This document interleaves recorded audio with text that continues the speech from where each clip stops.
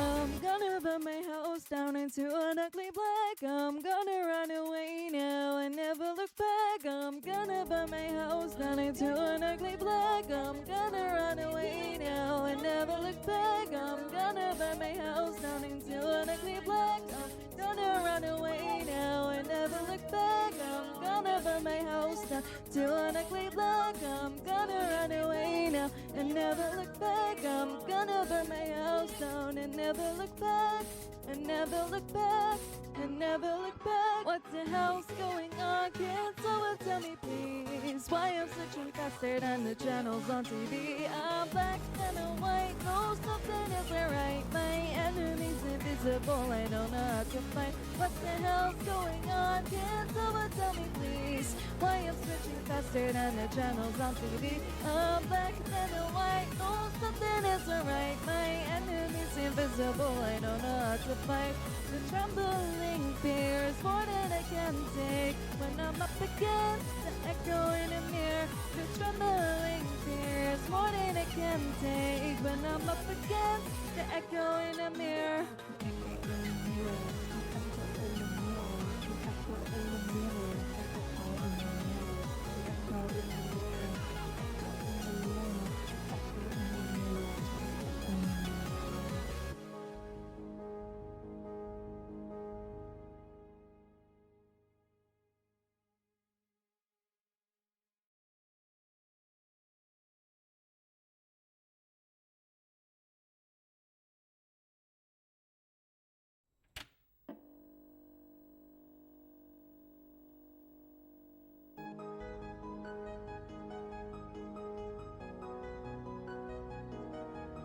the clock stopped ticking forever ago. How long have I been up? I don't know. I can't get a grip, but I can't let go. There wasn't anything to hold on to, though. Why can't I see? Why can't I see all the colors that you see? Please can I be? Please can I be colorful and free?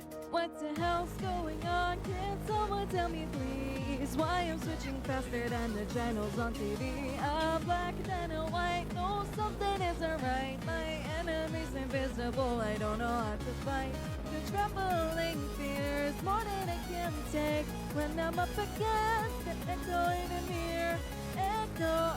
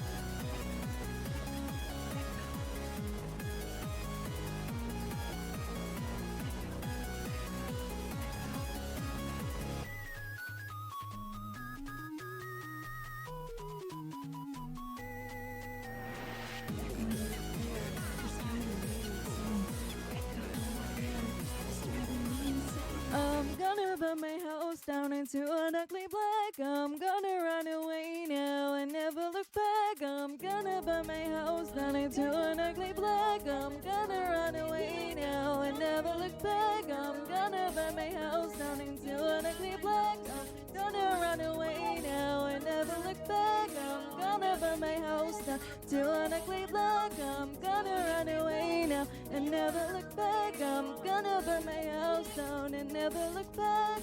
And never look back.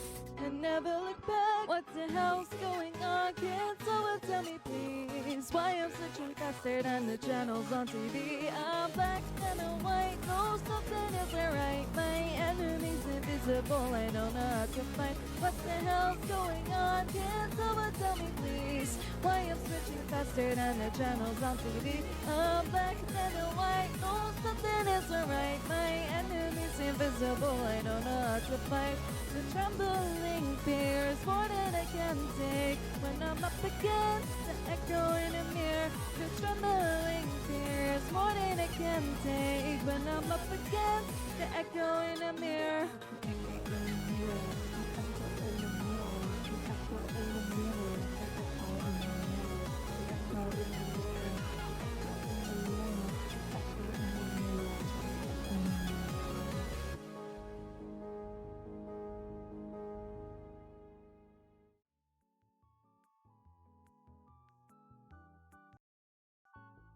Hello everyone, welcome to today's stream.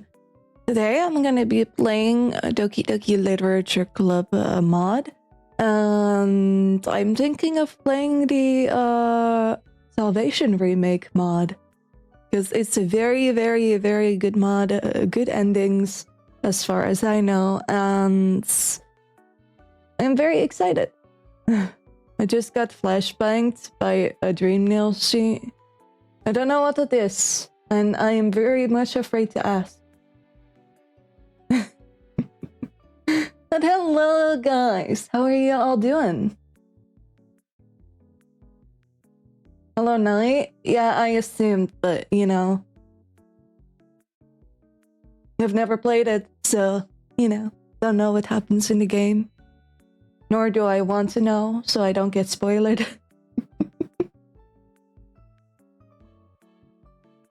You guys, thank you for the check-in. And today, basically we're playing some games, and then tomorrow I'm gonna take a day off. On Monday I won't stream, and then I'll be back on Tuesday with Undertale. I'm very excited to be playing Undertale again, so definitely look forward to that as well, since it's a completely blind reaction. Very crazy, right? What game did you say? Undertale.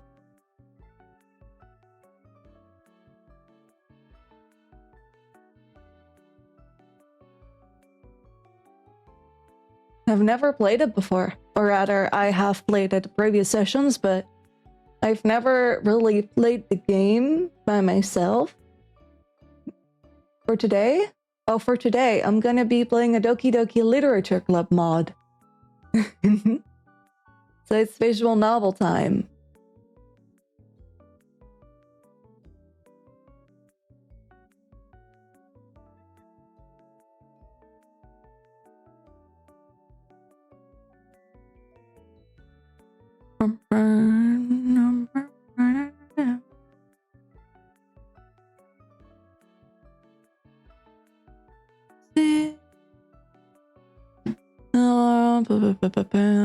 Sounds fun.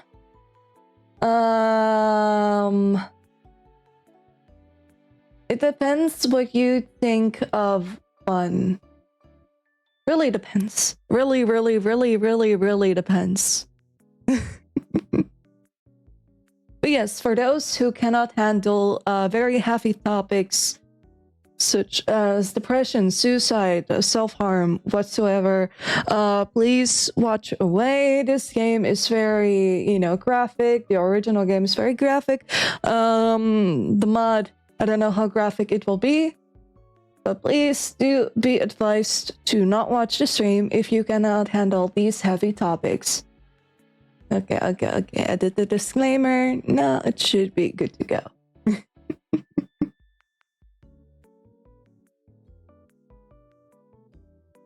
And every day I'm getting closer to my goal. Yoo! Oop.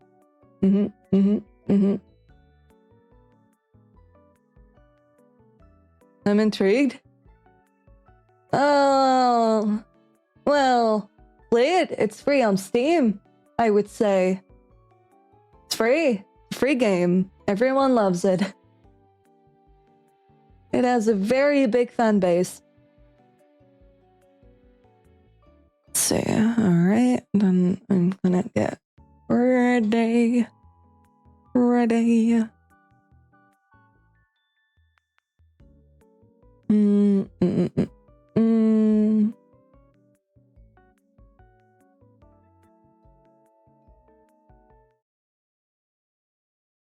Got no money for free games?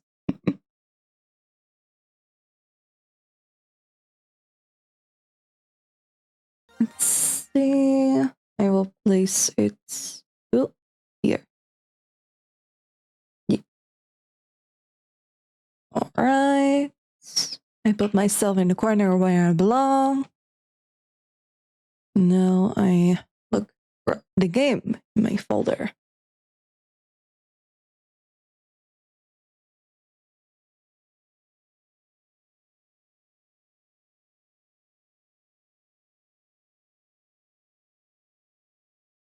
Modded. There.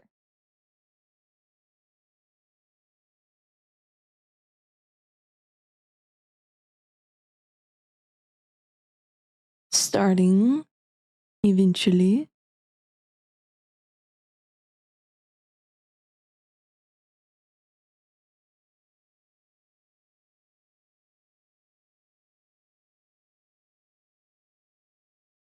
All right. Games.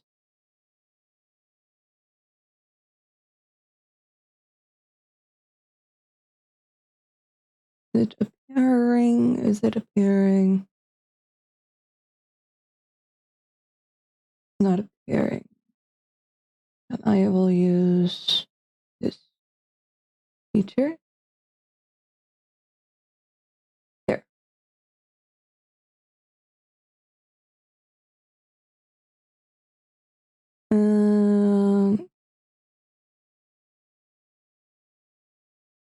Not showing any game? Yeah, I know. It wasn't working. The game capture wasn't working. And then I need to equip the game sound.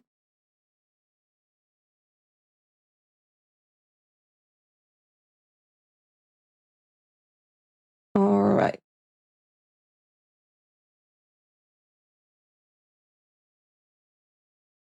Nice. Gonna hydrate beforehand.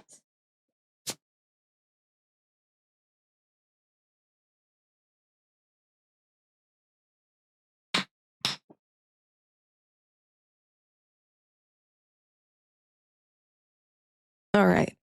Doki Doki Salvation Remake is the mod for Doki Doki Literature Club that is not affected in any way with Team Salvado.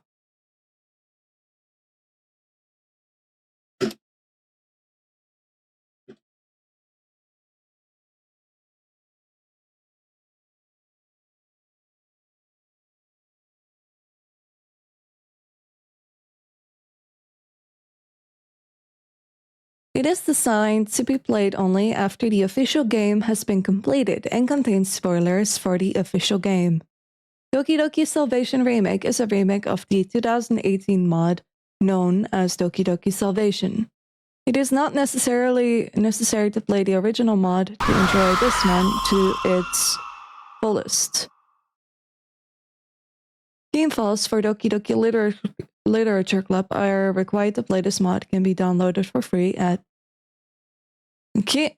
By playing a Doki Doki Salvation Remake, you agree that you have completed Doki Doki Literature Club and accept any spoilers contained within. Hello, Barasu. Oh! Well, you have a very special name. Can I pronounce that? But Barasu-sama. I did it. Barasu-sama. What a special name. Wow. Yes. I love Doki Doki Literature Club, but then again, I played it 8 times. I'm not addicted. Why would I ever be addicted? Me? Never. Never in my life. If it's hard, just call me Sato. Okay.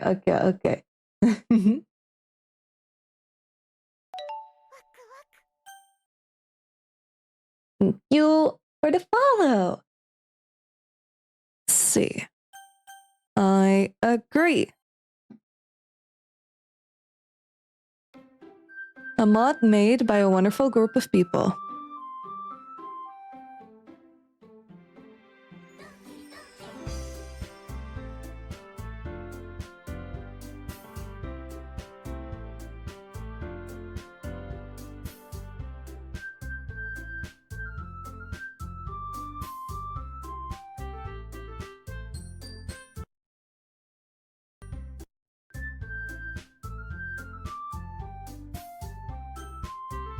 Monica character felt a load. Proceed anyway? Yes.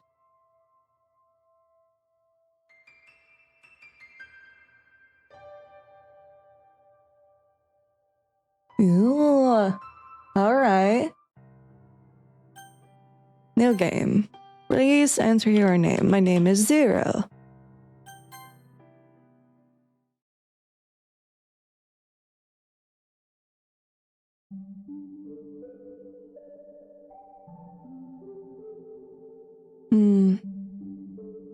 Everything would be easier if I just deleted her. She's the one who's making this so difficult. Wait, what is this? I can't delete her. Why isn't it working? Wait. She can't die? That's just going to screw up everything. Oh god. I overdid this. I thought I had full control over the code. I really messed up. Help me.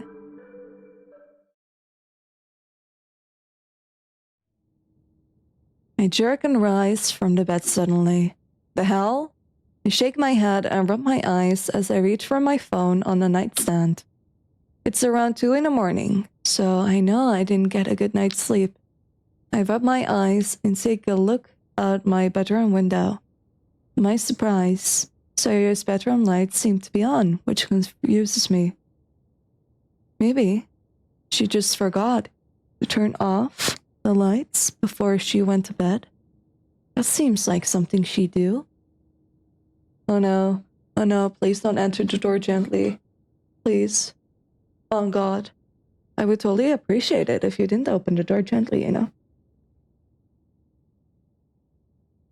The tea is still too hot.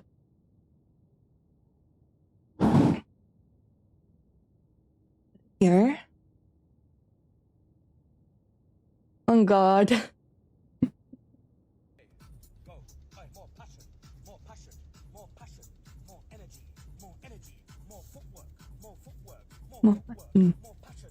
More energy. Oh wait, what if she's up to thinking about what I told her yesterday? I guess it would make sense. She literally told me about her depression. That's probably something she won't joke about. Maybe I should check up on her, or is that too weird? I'll call her up first. Maybe I'm just overthinking this. Maybe you are.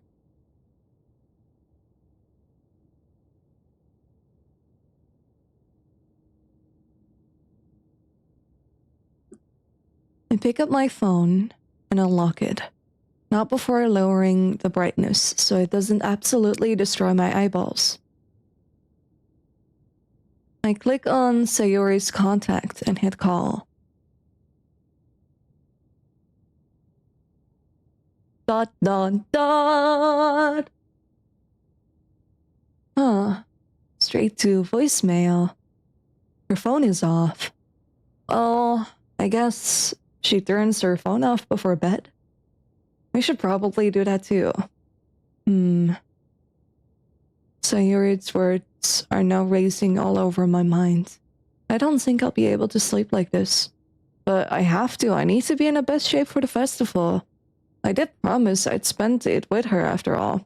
So, now that I think about it, should have offered to do that in the first place. Screw it. I better go check up on her. Oh no. Oh no. Oh no. Wait. Wouldn't that make her feel bad? I got my eyes absolutely destroyed by getting flashbanged by a pure white screen. I always have my brightness to the lowest point. Considering she mentioned just how much it bothers her when people worry. But we're dating now, aren't we? I'm wasting time.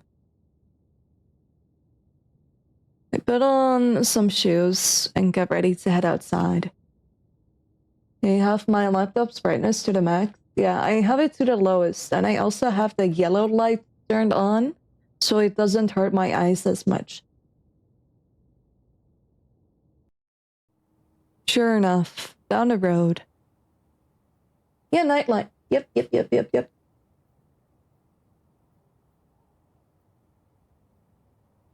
But I kind of need to, because I'm already blind, so I don't want to destroy my eyes even further. Sure enough, down the road, Sayuri's lights are still on. I can't really see anything moving through her window though. So I'm still in the dark here. I start thinking back what I told her yesterday. I said I'd be there for her and all that. Are you taking back your promise?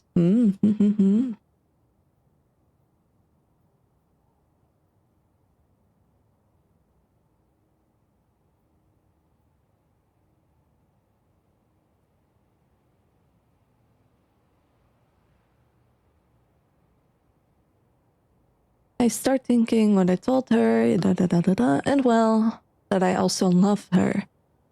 I mean, I do love her, don't I?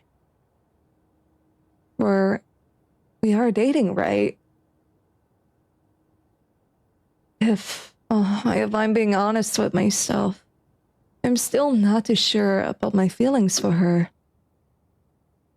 I don't want her to think I feel this way just because she's depressed or that I just lied to make her feel better.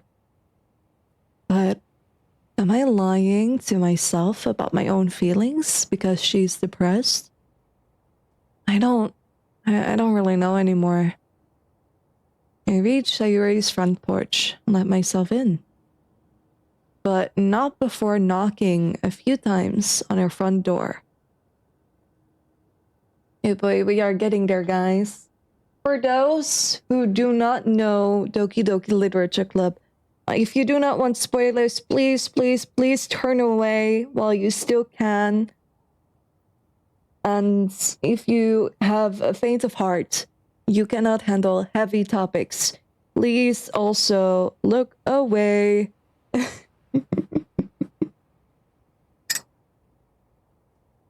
Even someone that has seen that specific scene so many times, it's still so scary.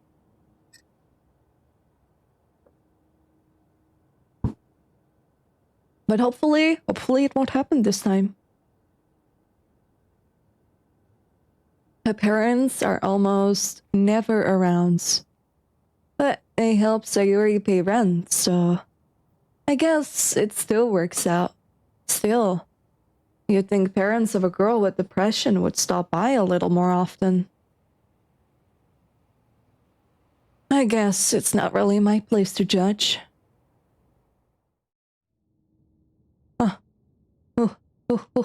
Okay, we're not gently opening the door. Okay. All right. I slowly open the door and poke my head into her living room. At this point, it's impossible to not feel awkward. Should I call out or something? I mean, I'm not trying to scare her either.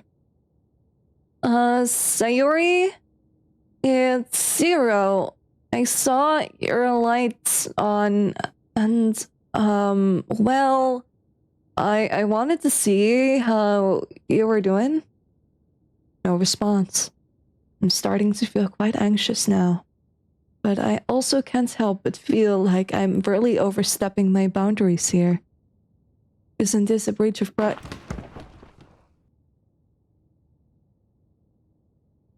I suddenly hear a loud bang from upstairs. Prepare. I'm mentally preparing myself for this, guys. Oh. I need another sip of tea. That tea. Get that tea while it's still hot, right?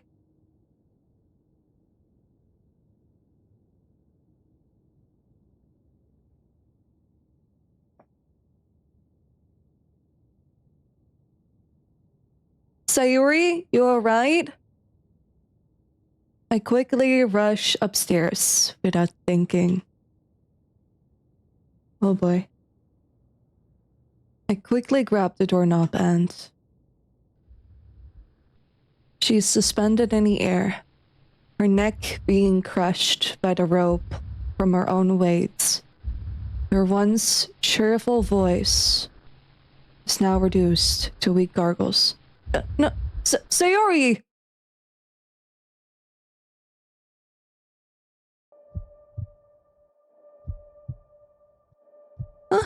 Well, you're not even showing a visual. I was so prepared for a visual.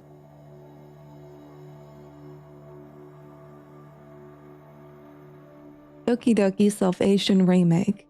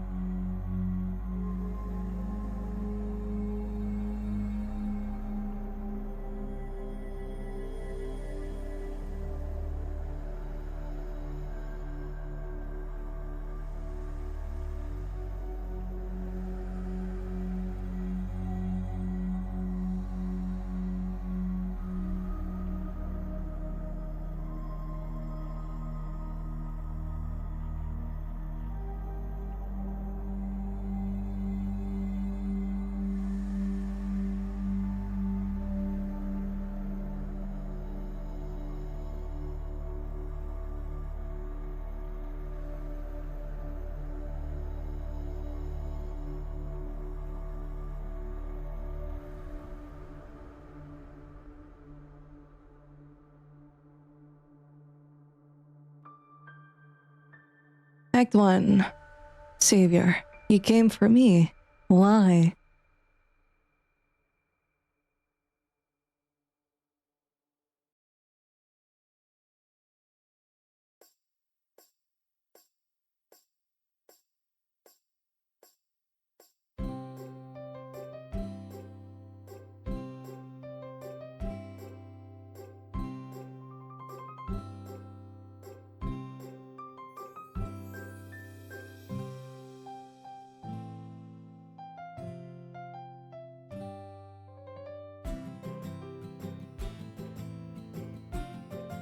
Okay, everyone.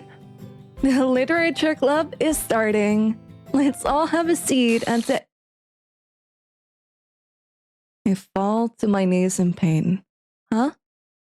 That was strange. Ew, okay.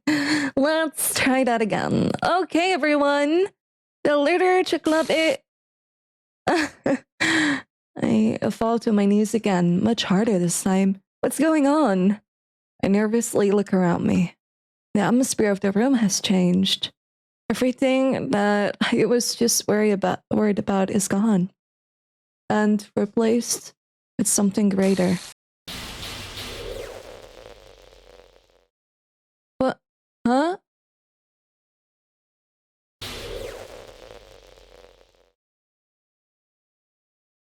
I'm thrown to the floor by some otherworldly force and my vision goes entirely black.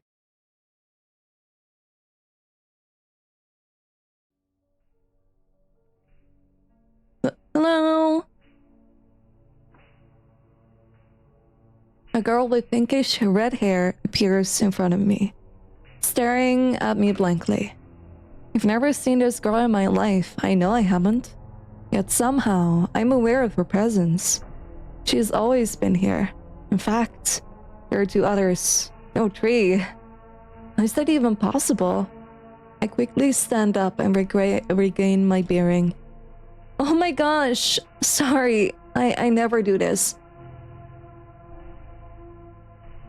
My world crumbles around me once again for a split second. Is this the napping club? What's wrong? You look like you've seen a ghost. Nothing's wrong. This is... I pause. Not out of embarrassment or anything like how I was feeling before. It's pure and utter fear. Fear of what will happen next if I keep this conversation going. This isn't normal, and I have to find out why. This is the literature club. It's so great to have you. It all began there. My epiphany. It all became painfully clear to me. Everything happens for a reason, right? But it wasn't always like this. No, I never wanted to believe it. Despite everything coming apart around me, I never wanted to believe that my friends were all fake. Sayori and the others were the only light I had. But even that had to eventually fade away. And I'm here now. This is the decision I've made. This isn't how things were supposed to go, but I'll play along.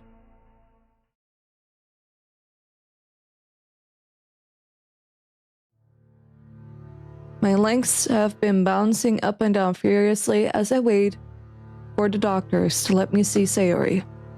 It just all happened so fast. From the moment I lifted her up and removed the noose to the ambulance taking her away. It's been a few hours now, and still no sign of any doctors coming to tell me what I really want to hear. She's going to be okay. I place my face into my hands. I don't know if she's going to be okay. How could this happen? Did I let this happen? Was all of this my fault? I should have been there for her. I should have been the friend she needed. But I was so dense. I never realized that the girl I knew from my childhood wasn't the same anymore. Hello, Yuko. I hope you're doing well. I realize now, more than ever, how terrible of a friend I've been to her. I call her out on her insecurities in front of all her friends, straight up insulting her. Hell, I think I even ignored her for Natsuki at one point. How could I take her for granted for so long? She's been my friend since we were kids.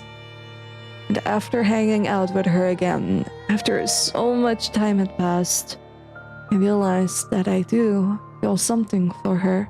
But it was too late for that. Hey, Zero, you doing alright? I look up to see a familiar face, the president of the literature club. I'm okay. I'm okay, but Sayori? I know. I understand. Did she... I slowly nod my head. I see. I'm so sorry, Zero. I really should have warned you sooner. Warned me? Are you saying you knew this was going to happen? No. Not like that at all, but I feel like I should have just... Monica sighs and looks down at the floor. Do you mind if I sit next to you? I shake my head and move aside on the couch I was sitting on. I noticed myself shivering quite a bit, probably due to all of these nerves running through me right now. So I guess Monica noticed and quickly rummages through her bag for a blanket of some sort. Oh, Cyril, you must be freezing. You're still in your pajamas. Yeah, well, I didn't exactly have the time to change into anything more proper. I don't reject her blanket offer, though. I guess it is a little chilly here. You seem pretty dressed up, though. Well, you see, truth is, Sayuri and I did talk before all of this happens. She really did insist on staying home, that we were supposed to work together. But the way she was typing, the way she was wording her sentences, it just didn't seem like her. And I let myself get further and further away from her as I got older. You're not blaming yourself for all of this, are you? I don't know anymore. That is the cold, hard truth. I told her I loved her, thinking it would help. It didn't. I let myself drift apart from her, harming our friendship. Why wasn't I able to tell how she was feeling? Did she try asking me for help? And was I just too stupid to notice? Maybe I'd have been able to read her better if we hadn't drifted apart. I clenched my fists and slammed them on my knees. Why her? Why did this have to happen to her? My vision starts to blur as tears begin to seep out and fall onto my arms. Monica stays quiet. My quiet sobs start to mix in the sounds of the hospital. Thank you for the lurk. Hello, yes, Salvation Remake. I was like, maybe this is the right option, you know?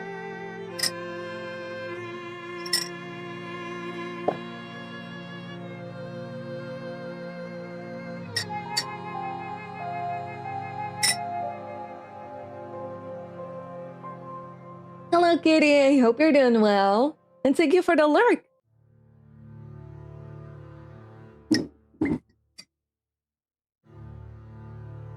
Num num num. Some tea.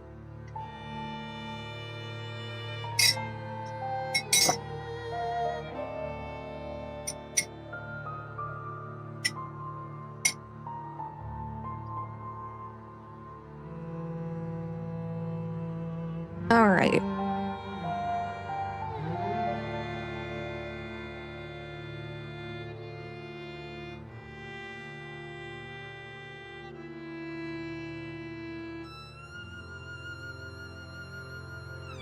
Some time passes after Monica joined me in a waiting room. Still, no sign of any doctors or nurses to tell me when I can see her.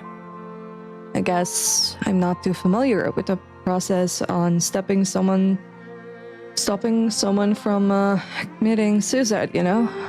Nor the procedures that have to take place to try and fix whatever she damaged.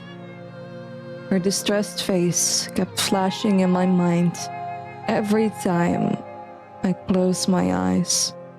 I pull my phone out of my pocket to check the time. 6 in the morning. I'd probably be getting ready for school around this time.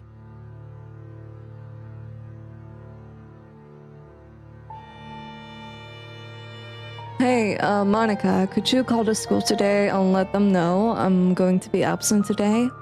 Monica shakes her head. No need to worry, Cyril. I've already sent emails to my teachers and explained an emergency came up.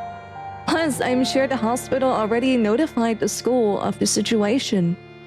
I'm sure your teachers will understand. I slowly nod my head and look back down at my hands.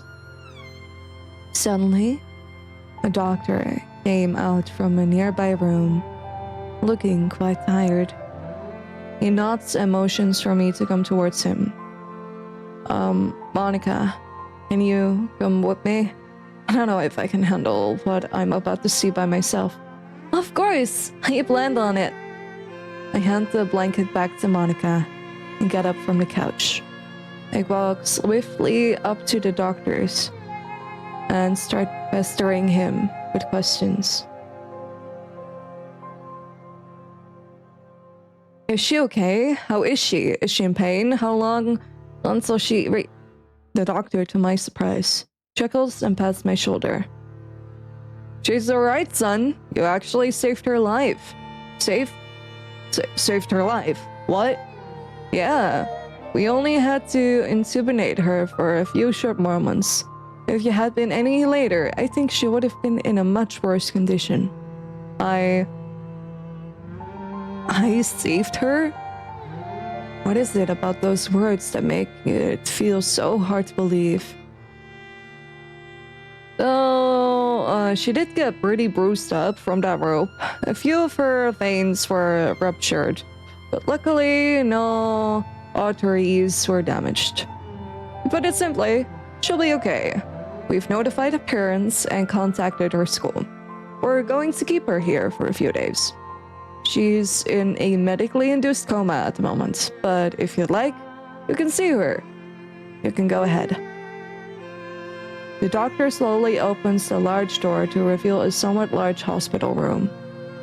I slowly step inside, not before taking a deep breath and preparing myself for what I'm about to see. Monica follows shortly behind me. I quickly walk in and stop dead in my tracks. She seems to be sleeping soundly, but I know it's just the meds keeping her under. Her neck is bandaged, and I assume her fingers aren't much different. Oh God, Sayuri! I slowly walk up to her bed and gently place my hand over hers. The doctor's words ring back to me. You saved her life. I still don't feel like I did it. Feel like all of this just made it way worse. Suicide. That word has never felt this heavy before. I mean, sure, it's a depressing subject, but it carries a much heavier meaning when you catch your best friend hanging herself. That's true. I don't think I would be able to handle it. I thought my worries would ease after I saw her, but now they're growing. What's going to happen when she wakes up? What's she going to say to me? What is she going to think when she realizes I'm the one who stopped this from happening? Is she going to hate me? I turned towards Monica, who seemed lost in thought as she stared at Sayuri. My vision begins to blur, and tears start to fall out on top of Sayuri's hand. But you know what? As much as this straight up sucks, she's alive. My best friend is still alive. Is this a fan mod? It is. Yep.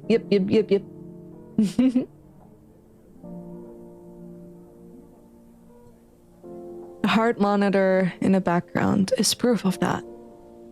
Though through my blurred vision, I reach over and brush away strands of Sayuri's hair so it doesn't block her face. Everything will be okay, Sayuri.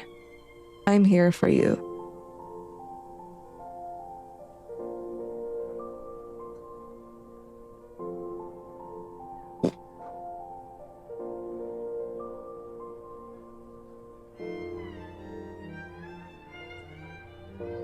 Yep, this Salvation Remake, indeed.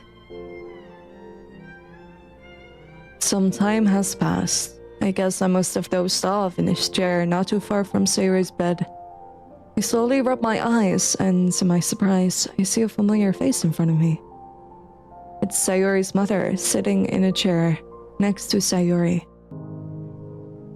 She looks incredibly distressed and upset. Not that it's any surprise to me. I've only met her a few times, mostly when I was younger. When Sayori turned 18, her parents began working harder and longer shifts, with her dad moving overseas. They don't really stop by too often these days, but I guess they figured Sayori would take care of herself, which is baffling to me because surely they knew about her depression, right? Unless Sayori kept this from them as well. She notices I'm awake and gives me a sad smile. I give her a light smile back. We don't really say much to each other though. There's nothing either of us can say that would really make this situation feel any different. I pull up my phone and check the time. Most of the morning has gone by already, and I'm starting to feel quite hungry. How have you been, Zero? I slightly jump after hearing her speak. She isn't looking at me, but I notice tears rolling down her cheek. I'm okay. Good. That's wonderful, you know. Her voice cracks. It's almost as if she's trying to keep herself together by asking me this question. I notice Monica is also nowhere to be seen. I assume she must have headed back to school without telling me. Sayori's mother checks her watch and looks rather surprised. Forgive me, Zero, but could I ask a huge favor from you? Of course, anything. I really got to get going. My job doesn't exactly give me much time. I can't be here for too long. As much as I would love to stay here and watch her, I can't afford to lose this job. I wouldn't be able to afford the hospital bills if I did. But her dad is on his way, so you don't have to burden yourself by staying here. She stutters over her words. It's okay, ma'am. I promise I'll take good care of her. There's no trouble. She begins to cry a bit harder this time, but she manages to say thank you before bowing and walking out of the room. I guess I know a little more about why her parents are gone most of the time, working hard to support their daughter. I wonder if Sayori ever felt burdened by that. I get up from the chair I slept in and walk over to Sayori's bedside.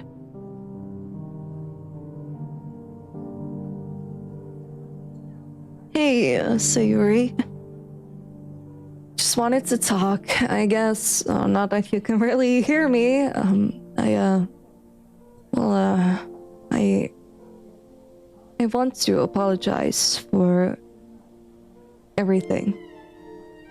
It's my fault you got into this situation. If only I had come to you sooner. No. If only I had stayed by your side. If only I kept the promise I made you all those years ago. You know, the same day I helped you win that big stuffed cow you wanted so badly. I'd always be your bestest friend. I sure am a horrible best friend for letting things end up this way. I feel terrible down my cheek. I'm just glad you're still alive, Sayori. I don't know what I'd do with myself if I'd lost you. I softly placed my hand over her bandaged one. But I promise I'll always be here for you through thick and thin, because that's what friends do. I gently lift her hands up and out of the blanket and kiss her softly. As I place her hand back underneath the blanket, I feel a bit embarrassed. But I don't care anymore. Even after all this, I still think I'm in love with Sayori. I always have been. Have I? I don't even know the real you. I nearly jump after hearing a light knock on the door. You're still here. Someone is looking for you. I thought you had already left with your friend from earlier. I shake my head. Well, I have to ask you to leave the room because we need to perform a few checkups on Miss Sayori here. Oh, sure. Sorry. Who was looking for me? He smiles as he gets me out of the room. Right, I believe they're a friend of Sayori's. They wanted to invite you to lunch. I wonder who it might be. Monica, maybe? She is in a waiting room. We should be finished within an hour. Thank you, doctor. I walk out of the room, and the door closes slowly behind me. I sigh and rub my eyes to hide any tear that may be left behind. The hallways of the hospital are a lot more lively than before, with doctors and nurses walking back and forth, tending to many other patients. I walk back down to the waiting room, and I'm surprised to be greeted with, "Oh, it's Natsuki!" Oh god. How am I gonna do this? I cannot do a high-pitched voice. What kind of voice should I give her in the meantime?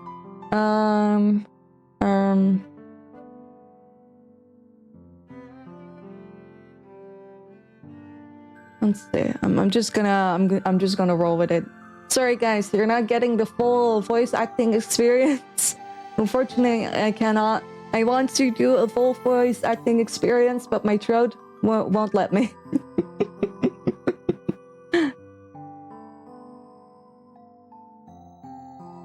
Hey, Cyril, surprised to see me here?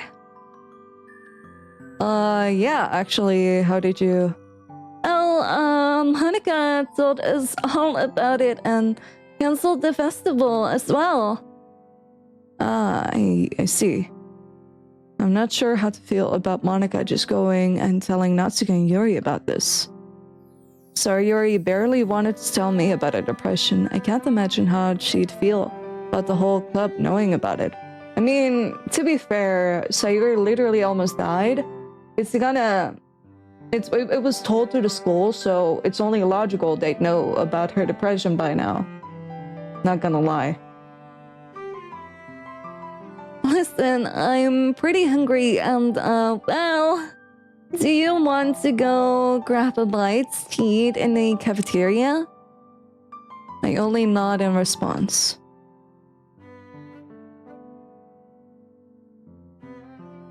Natsuki and I grabbed 2 sandwiches from the cafeteria before heading back to the waiting room to eat.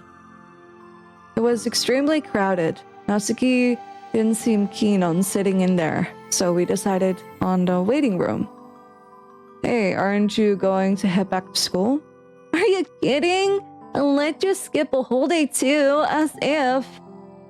Besides, why would I want to go back to school after what happened to Sayori? I won't be able to focus. Really? Were you guys close or something? Natsuki gives me a look that immediately makes me feel like an idiot. Dude, that's mean. That's mean. Absolutely mean. I guess this kind of proves I don't really know Sayori or Natsuki that well at all. And I tried dating her too.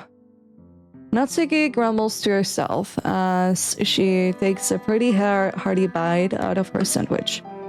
Well, I wouldn't call it close, but she is my friend. I would think that would be obvious to you. But I guess I was wrong to assume that about you.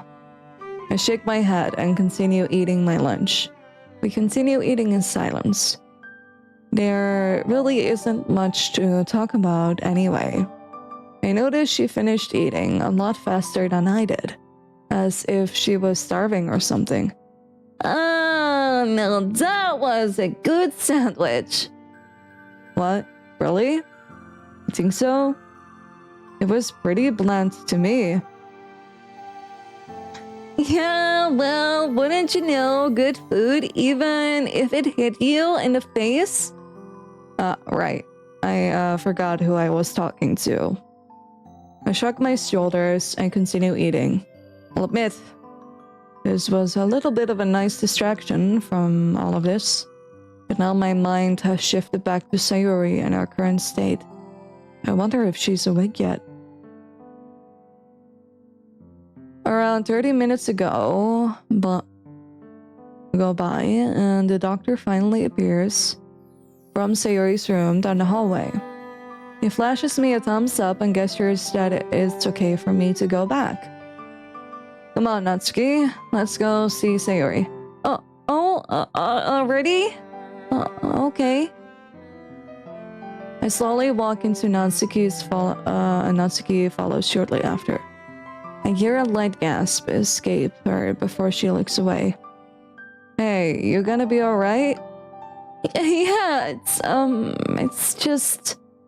Natsuki tries very hard to hide the emotions in her voice, but fails. It's just really weird seeing her like that. All those tubes in her body? Is this also my fault? Of course not. Don't blame yourself for this. Nobody knew this was gonna happen. Natsuki quickly wipes away her tears and takes a deep breath. Okay. I'm sure she'd hate to see me crying like this anyway. Look, don't tell anybody you saw me like this, okay? I wouldn't even think of it. Yeah, the music is amazing. It really fits with the vibe. I follow Natsuki as she slowly walks up to Sayuri. She sniffles slightly and rubs her eyes before speaking. Hey, Sayuri, it's me, Natsuki. Gosh, this is so weird, isn't it? Can you even hear what I'm saying right now? I feel like an idiot. But, well, I just wanted to say that I really appreciate having you as a friend. I'm really glad you're okay. I know I was kind of mean at you at first, but, well, I just didn't really get to know you all that well, that's all. But if I'm being honest with you, you really brought a lot to the club. I couldn't imagine anybody else as its vice president. So you better get better fast. I don't think I'd ever be able to forgive you if you left me alone with Zero. I chuckle to myself, and Natsuki giggles as well, not before wiping away a tear from her eye. Well, honestly, wasn't expecting that from you. What? You think I don't have a heart or something? Well, no, I guess I don't really know you what I expected. Oh, thank you so much for the follow. Let me ask you something, Zero. Just last week, if I had to guess, were you trying to hit on me? You were trying to hit on me, weren't you? I nearly fall over from Natsuki's extremely forward question. It's not something I know myself, really. Something just compelled me to go after her. Almost as if it wasn't my own decision. But regardless of what happened, the hard truth is that I did try to go for her. I mean, one look at my poems, I would tell you that. Why else would I bother writing about puppies and kittens and all that? You don't think puppies and kittens are good enough? Okay, MC, I'm gonna have to fight you. Doesn't matter what you write about, but you cannot say those things about puppies and kittens, okay? You cannot do that. You cannot do that. You cannot do that.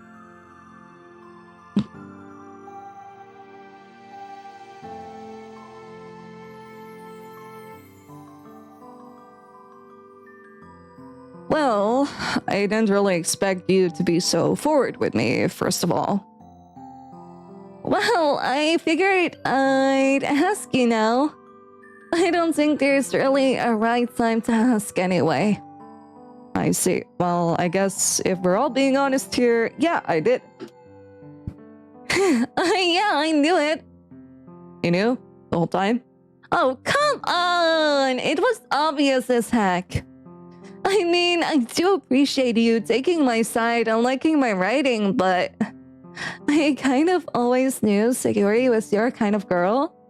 Plus, after thinking it over, I should really try and improve my writing a bit more. I didn't mean going all cryptic weird like Yuri though. But over the weekend, I realized I can probably get a little more creative with my word choices. Well, that's great to hear then. Honestly, I'm just glad that things don't have to be awkward or anything. Yeah, Sayori's... she's special to me. I don't think I showed it all that much, but deep down, she's still one of my closest friends, you know? Yeah, I understand. I don't really have anybody I can call a close friend, but I can handle being by myself too. I'm learning to be independent, and that is a very important skill. I chuckled to myself. Now that is the Natsuki I know. I hear her phone go off, seemingly coming from her. She takes it out. She seems slightly annoyed. Anything wrong? Not really. My friends are just asking where I'm at. It's lunchtime at school after all. I didn't exactly want to mention why I'm skipping out today. I understand now. Natsuki quickly types a message and puts her phone away. She sighs and looks back at Sayori, looking very lost in thought. I feel a bit guilty now. I'm not sure if this situation really called for Natsuki and I to have a casual conversation like that. Regardless, we don't say anything to each other anymore, and I think that's better that way. I mean, you can still talk to someone, but okay. I'm gonna do a quick poster check.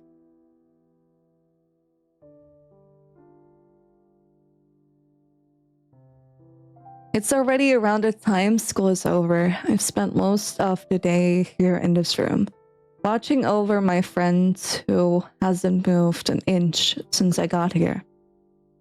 I'm extremely exhausted. The sleep I got earlier wasn't nearly enough to get me back up to speed. I miss my bed. And yet, I can't imagine leaving Sayori by herself. It just feels wrong. It's not like I don't trust the doctors or nurses that work here. Just feel like I shouldn't be here with her as well. I nearly jump after hearing a light knock on the door. A nurse walks in. Surprisingly, Monica follows shortly after. Hey, Cyril, I honestly didn't expect you to spend the whole day here. I shrug my shoulders. I'm not leaving Sayori's side until I'm kicked out of here. Actually, that looks like it'll happen soon if visiting hours are almost over. Well, I remember hearing at least one person could stay with the patient if necessary.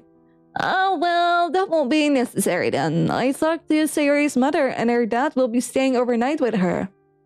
You know her mom? Yeah, it's required that I know all of the girls' parents, club president stuff, you know? Huh, well, that's new. Nobody ever told me about that. So you know my mom too? Monica fidgets a little.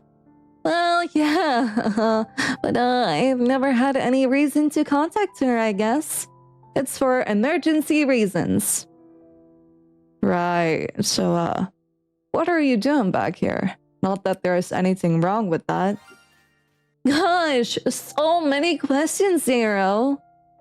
Alright, sorry. How about I walk you home? I'm sure you'd hate to be alone during all this. Nah. I'm okay. I'd rather be alone right now. It's, well, a lot to take in. You understand, right? Yeah, I understand. I guess I'll stay here for a few more minutes then. You should really get your rest though. I am sure Sayuri wouldn't like for you to suffer for her sake. Once again, I shrug my shoulders in response. She gives me a friendly smile as soon as I head out of the door.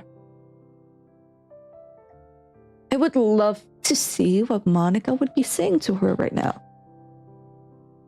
For some reason, I feel like I should be suffering right now. I feel like I deserve it for letting Sayuri drift away from me. But there is some truth to Monica's words. I think she'd probably tell me to get some rest as well. We don't get our POV. That's kind of sad. That's kind of sad. I decided to take a long way through the city, almost as if I'm binding my time for something, though I'm not sure quite what. I place my hands in my pocket and just look down at the sidewalk. Jeez, I mean, what a day. Even in my own thoughts, I don't know what to think of myself. It just hurts so much to think about how much pain Sayuri was in, and I had no idea. I just feel like I could have done more. I know I could have done more. I'm so stupid. Oh, what the? I quickly look up to see. I'm so sorry. Yuri, what are you doing here? Zero. Oh, Zero. I'm so sorry. I'm so clumsy. I didn't even see you. Oh, it was completely my fault. I'll help you with your books. It's obvious Yuri doesn't want me to get her books for her, so I quickly pick them all up before she has any objections. So, what are you doing out here anyway? Well, I heard the news about Sayuri. I wanted to go see her. I was just here. Visiting hours are ending in a bit, I believe. That's what Monica told me anyway. Oh, really? Oh, I'm always messing things up, aren't I? No, it's okay. It's fine, really. I'm sure Sayuri won't mind it at all. Here stays quiet as sniffles. Well, I'll just head home then. I'll visit her tomorrow. I'll probably be there too the whole day. Natsuki also skipped her second half of classes to come see her. Natsuki as well. So, I'm the only one who didn't visit. Trust me, it's okay. I'm almost positive she'd understand. She'd probably say stuff about how school is more important or something. ...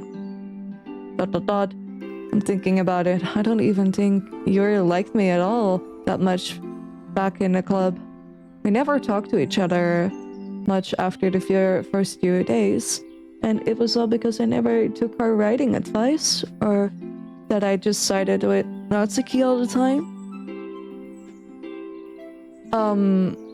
Yuri, I want to apologize for not really taking any of your advice last week about writing. I don't want you to think I didn't appreciate it or anything. It's just, I don't really know what came over me. I mean, joining a club surrounded by all these girls I've never met before. That's all pretty overwhelming. You know what I mean, right? Yuri giggles slightly. You don't need to explain yourself, Zero. I completely understand. If we're both being honest with each other, I would be lying to myself if I said it didn't bother me, though. I guess I saw you as another chance to find someone who appreciates me for who I am and isn't afraid of me, and that I started saying too much, didn't I? Oh, I'm sorry. It's okay, Yuri. Again, that's why I apologized. I didn't mean to make you feel that way or anything. Yuri stays silent, fidgeting with her hair. An awkward silence now sweeps over us. I should get going. Will I see you at the hospital tomorrow? Yeah, I think so. I should be able to afford missing class. So I'll be there all day. Great. We can get to know each other a little then. Sounds good? Yeah, I'd like that. I'll see you, Zero. I turn around and start heading back to my house. I didn't exactly know if that would be considered a success in making a friendship or not. Like I said to her earlier, Yuri and I didn't exactly get to know each other well in a club.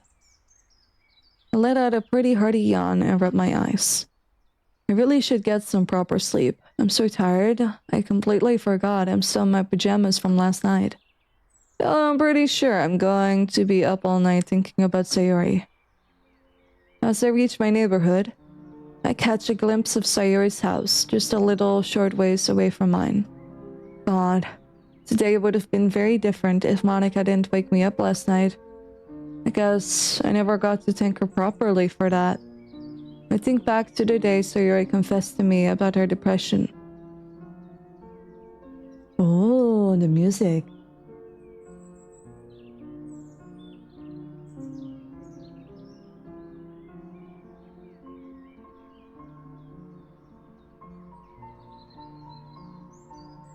It feels very heavenly for some reason. Alright, back to the game. I didn't understand her at all.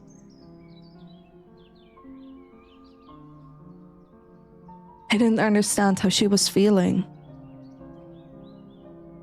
But I really wanted to help her. I really did. I wish I could tell her that. I wish I could have just hold her and tell her that I really wanted to make things better for her. And Monica, she told Sayori that Natsuki was coming over, right? If Monica knew how Sayori was feeling, why did she bother mentioning that? I shake my head. It's probably just a coincidence. It's not like I expected Monica to know exactly how Sayori was feeling at that moment either. I take one last look at Sayori's house before heading inside my own. I'll see you tomorrow, Sayori.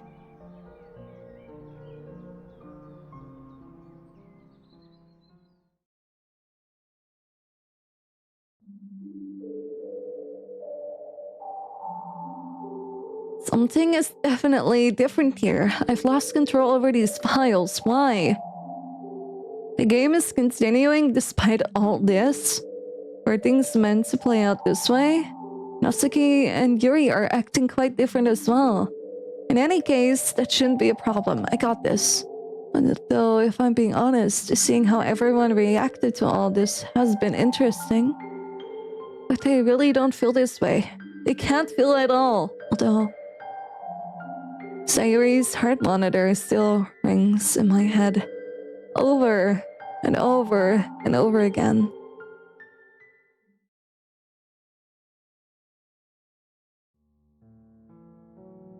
It wasn't your fault.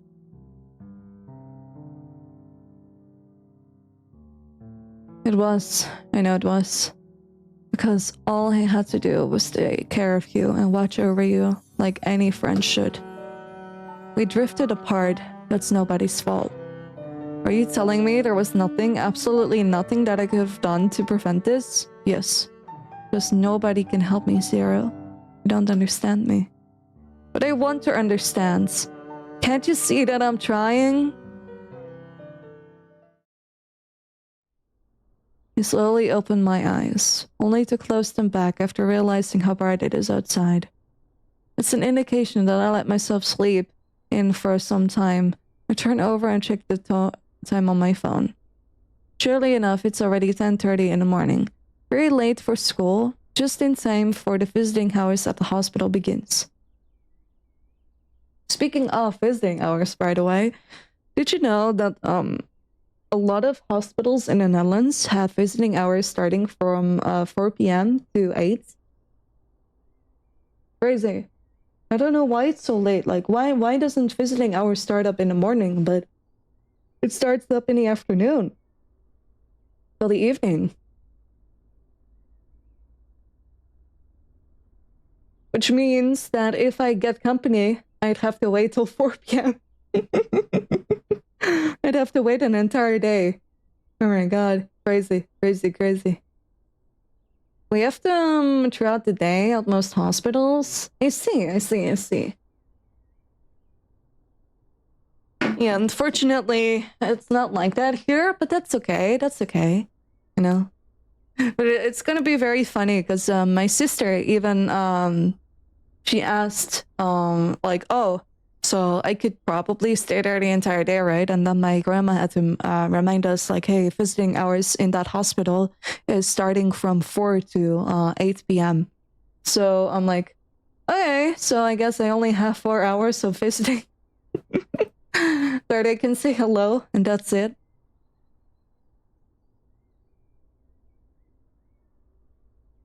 But oh well. Hello, Day. Hope you're doing well. Let's see. I am quickly gonna mute myself because my tea is empty and I do need something to hydrate with. So I'm gonna grab myself some more tea. And I will be right back. Yeah, you did not show up at the end of the stream this time. You are lucky, absolutely lucky.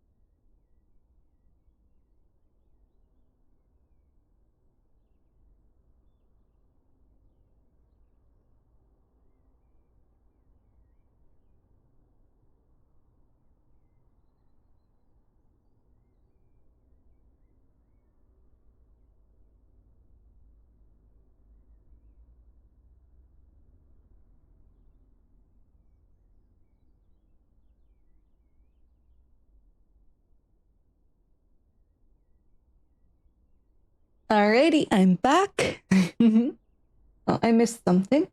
I could not finish Doki Doki Literature Club when it came out, and I played it. The themes in it just nuked me mentally. I think Sarah was saying she really enjoyed this game yesterday. I'm not muted. I'm not muted. I unmuted myself. But no.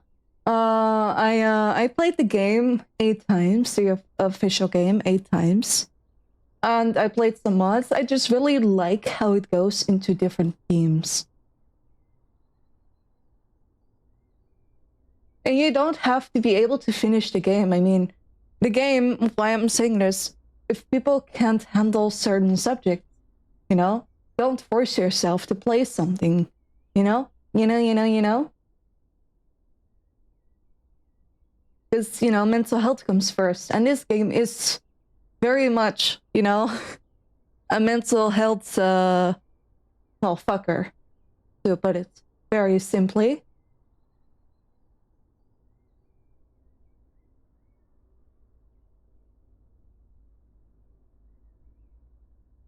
I probably won't for the reasons I stated earlier.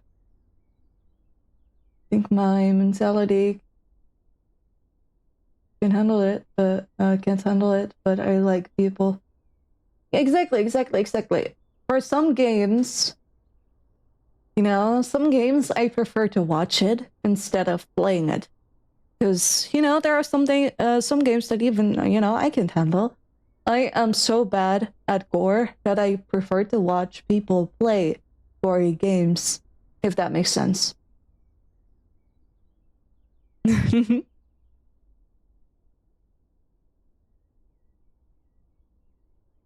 Alrighty.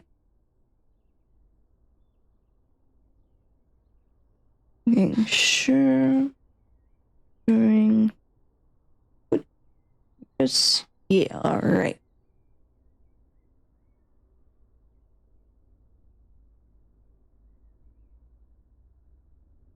Sure enough, it's already 10:30 in the morning, very late for school, but just in time before visiting hours at the hospital.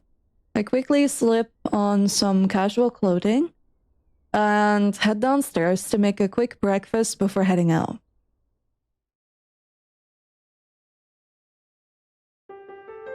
As I'm about to enter Siguri's room, I hear some light chatter coming from the other side. To my surprise, all 3 girls are already here in Sayori's room. All 3 girls of them have decided to skip class for Sayori. Hey, Zira, I guess somebody decided to sleep in, huh? And on a school day too, no less. This, Zero. But what? You honestly didn't expect me to go to school after all this happened? Don't worry, Zero. School was cancelled today, so you're all good. It was? I don't remember hearing anything about it. Neither did we. But Natsuki and I were willing to skip class together until Monica sent us a text message. That said, Monica, why was school cancelled in the first place? Monica fidgets a little, almost as if she wasn't expecting, oh my god, I can't read, to be asked this type of question. Oh, something about the school needing an emergency fumigation, some kind of rat problem. Eek, rats! We have rats at our school? Disgusting! Ew! Natsuki, could you keep it down a bit? I'm sure the other patients in a hospital don't really appreciate all that noise you're making. Oh, I know he means well. I truly know he means well, but that is just plain up rude. Absolutely, plain up rude. Natsuki grumbles and quiets down. I glance over at Sayori, who looks exactly the same as she did yesterday. If it wasn't for her heart monitor and her chest slowly rising up and down as she breathes, I'm sure most people would have assumed she's dead. Oh hey, where's her dad? She stayed overnight, right? That's right, he went out to get some stuff. Something about getting Sayori's favorite things, I don't know. He didn't really elaborate, which is understandable. To be fair, if someone is making noise around me and it annoyed me, I'd eventually bring it up as well. Yeah, but there are kinder ways to bring it up. You know? That's what I'm saying. I'm very much straightforward. But still, there are kinder ways to bring it up, especially since because it's all about reading the social cues, right? Everyone is sad about Sayori, and you need to read the social cues. So if you're annoyed by someone's making sounds, I get that, but read the room. Everyone is trying to be as cheerful as possible. So making a remark that could very much be misinterpreted would not be the wise choice. It would just be like, hey, Natsuki, I get that you're trying to be cheerful here, but could you maybe keep it down a notch? Because, you know, we don't want the other patients to experience a lot of sounds.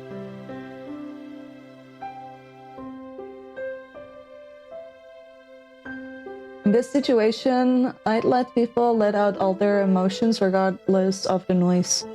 Exactly, because everyone is feeling high in the sky, you know, high in emotions, and it's only right for them to express how they're feeling. However, if in the end someone is annoyed, you could just, you know, go with the flow of the situation and be like, hey, so Natsuki, I get it, you're high in emotions, but maybe for the sake of the hospital, we should quiet down a bit. You know, how I'm saying is, sometimes wording and how you make certain noises, it changes the way someone interprets the sentences. In this case, I think Natsuki would have reacted differently and more understanding, if that makes sense.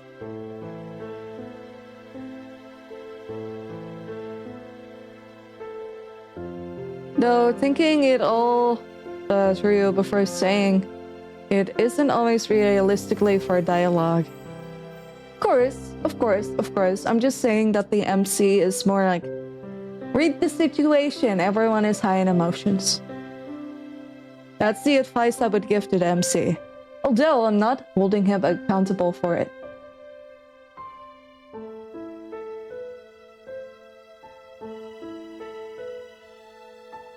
He didn't really elaborate, which is understandable. Right. Hey, Yuri! I'm hungry. Wanna go grab a bite at the cafeteria? Natsuki, isn't it a little early for lunch? Not for me, it isn't. Jeez. So inconsiderate. Fine, I guess I am a little hungry. Let's go. Oh, I gotta quickly grab some. Sorry.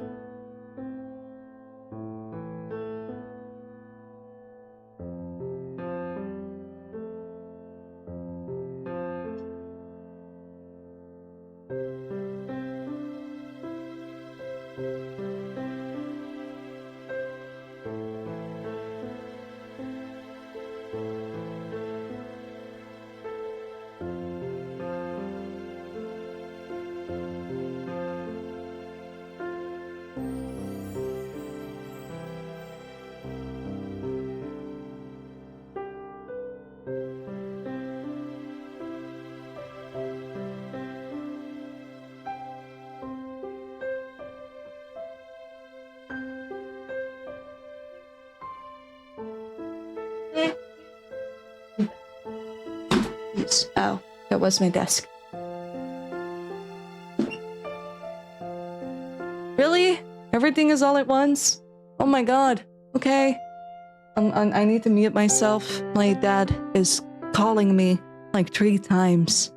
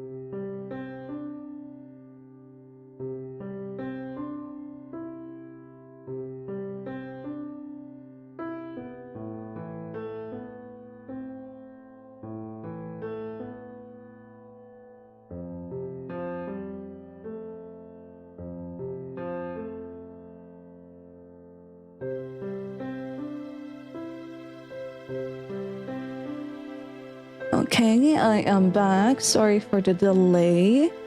I need to open up YouTube Studio again because it crashed on my phone.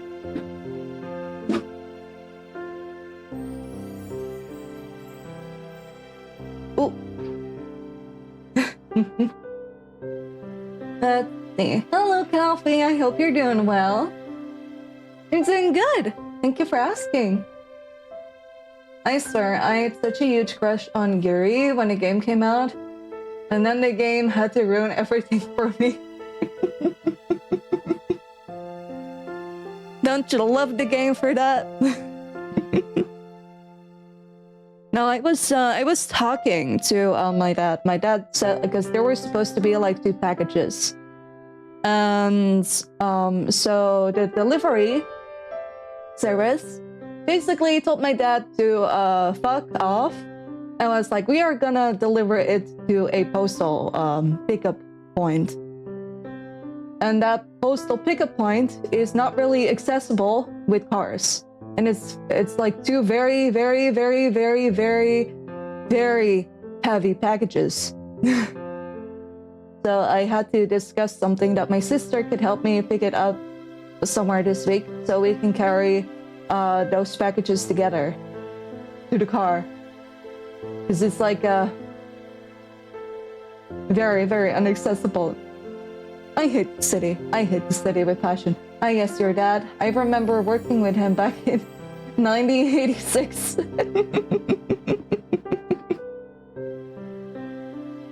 But man, what annoyance. Like, because they literally said to my dad in an email, yeah, we were too busy to deliver your package, so we dropped it somewhere in the middle of the city. And there are parts in my city, which is very common in my region, that a lot of streets are blocked off to avoid busyness in those streets, where they're basically moving the problem somewhere else.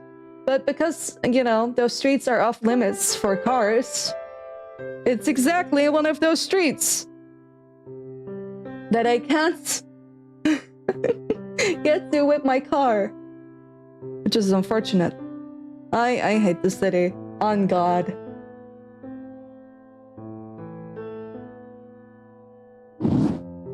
Num num num num.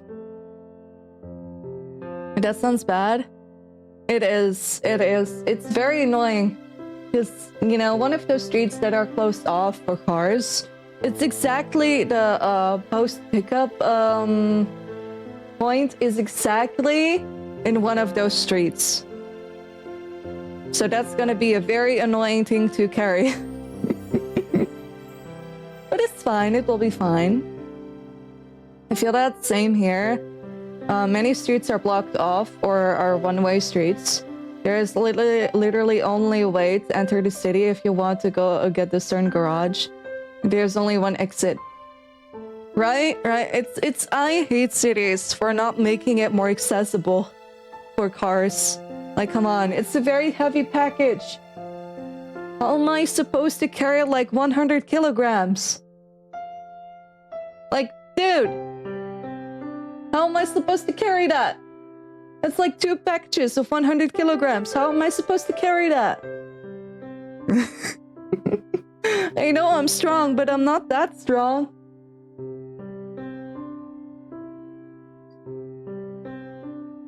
I walk everywhere because I'm just that magical and good. I mean, I walk to everywhere as well. But sometimes where you have like a big package, I prefer it to get delivered to my house, you know?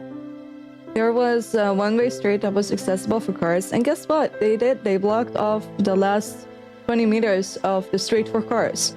So now the cars have to drive all the way around for 8 minutes because of that. Instead of blocking off the whole street, to block off the last 20 meters. Lol.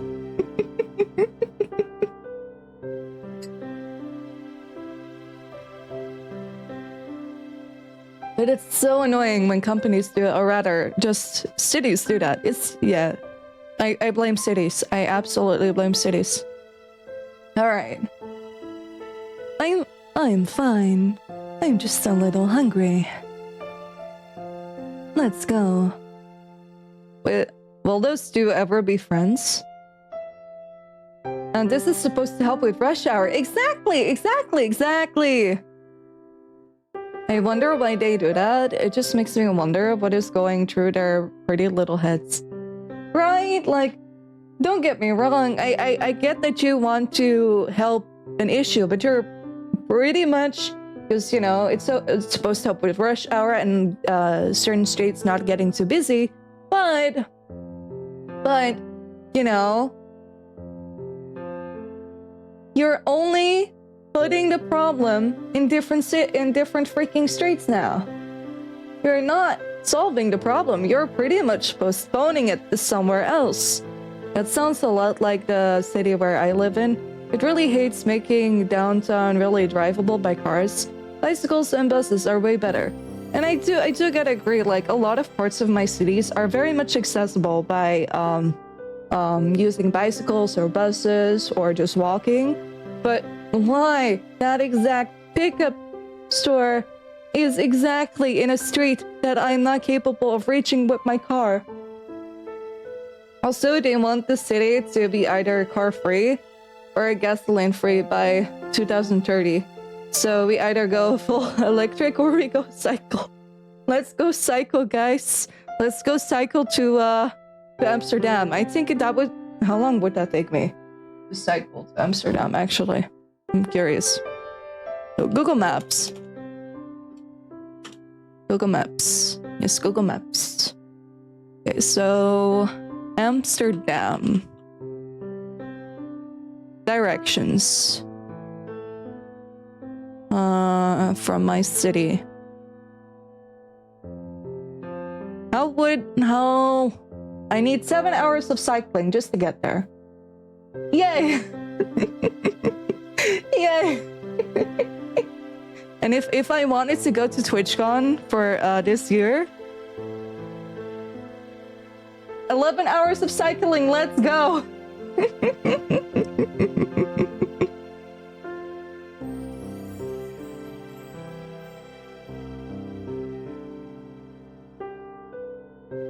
Alright. Will those two ever be friends? I think they're both willing to try. Monica slowly walks up to Sayuri and places her hand on the edge of her bed. I can't speak. Like, we over here have a pretty good accessible system with walking. They have bus system, kinda sucks, but what bus system doesn't? But everywhere is just cars to get anywhere. Anyways, favorite girl? Favorite girl, Sayuri. My last visit to Amsterdam was a pretty pleasant one, though I walked pretty much everywhere, so my movements were not really restricted. So Amsterdam, don't do that with a car. Don't do that with a car. Don't do that with a car.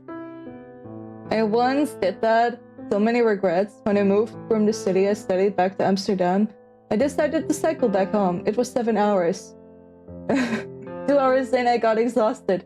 I went to the nearest train station and paid for a ticket for my bicycle.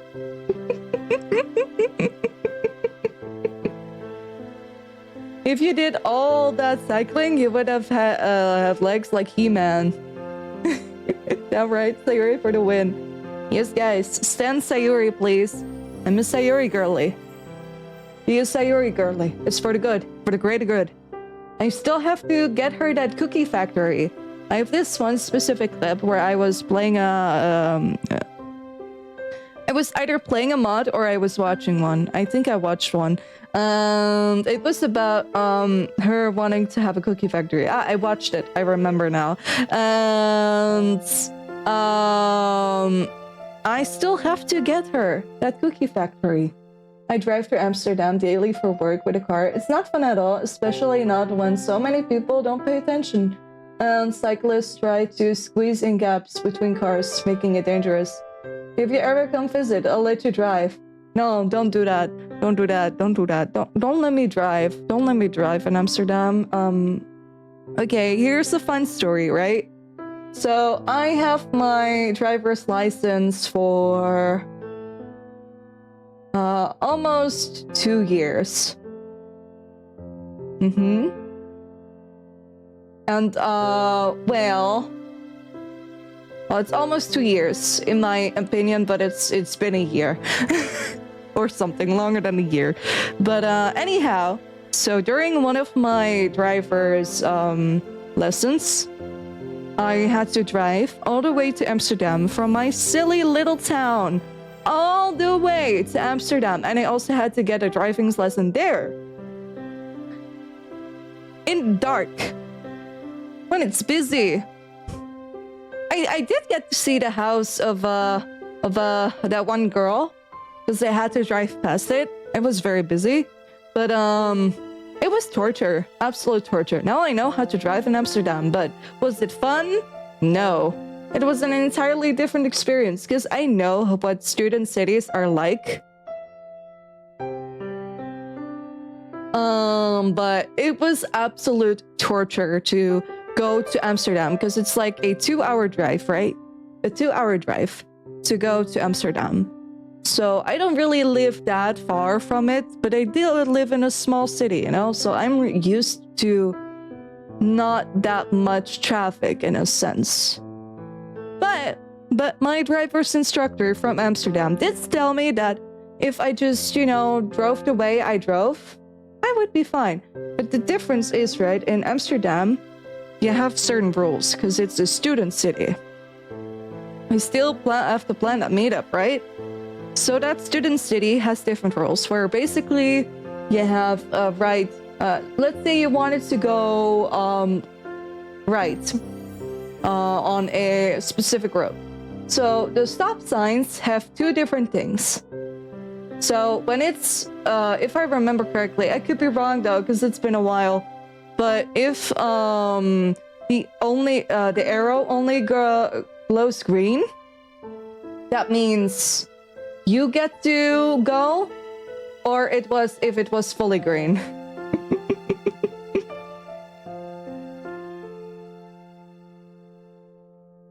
If I remember, it was one or the other. Probably Syncrack could correct me. But yeah, it was torture. Because I almost hit a bike. Because I didn't know the rules. And my driver's instructor had to stop me. They're like, how do you not know the rules? I'm like, well, I don't live here. How am I supposed to know the rules when I don't live here?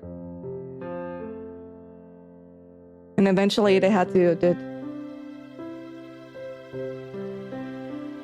the bike you almost did was me. I still want my revenge. Well, I didn't know the stop sign had like two modes where so one mode you have to let the bikers pass first, and they have, you know, they get basically their first pass, so you have to let them pass, and then it's your turn. I don't remember which mode that was again though. Different cities have different rules. You made it through though. Exactly. I just didn't know what rules it was. Because I was in Amsterdam before with a train, but I was walking. So, you know, I was just using the freaking zebra stripes path. Or road.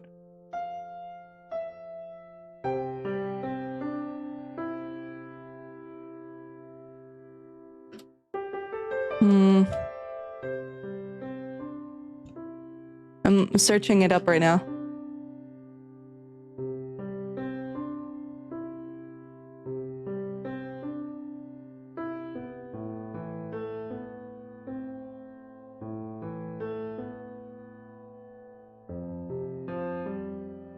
But I did like the green wave system. That was one I did enjoy.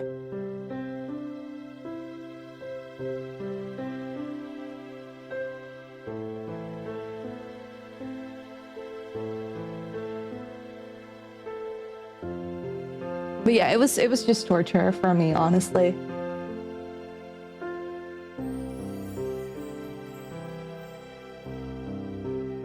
Cyclists always have their right of way, even if your light is green. Except when their light is red. Then you drive over any cyclist.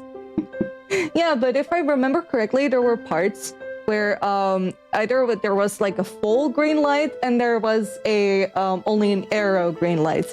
And it was only an arrow or something, then it was something different, and it was like a full green light. I remember now. I think the full green light means everyone goes, including the bikers. And the only like the right sign green light means that you're allowed to go and you don't have to wait for anyone. But yeah, I had to wait for those bikers, and I might have almost hit one. it's basically that's basically the moral of the story. I almost hit one, and then my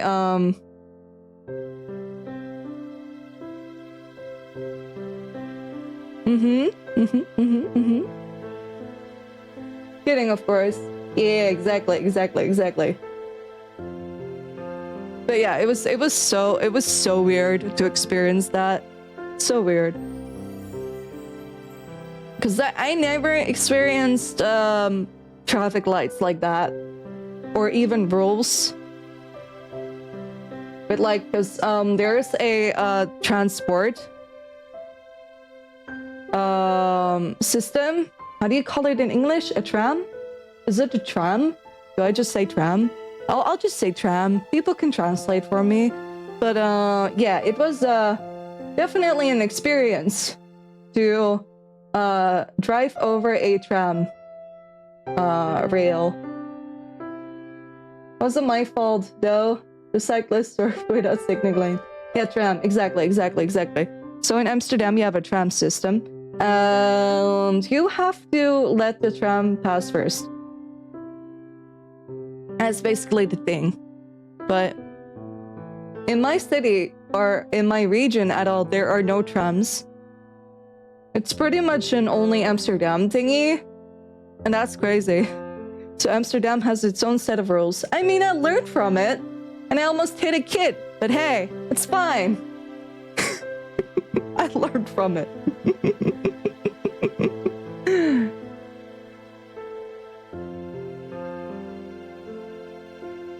It's fine. That kid probably deserved it. Maybe if he had a fat bike, you know.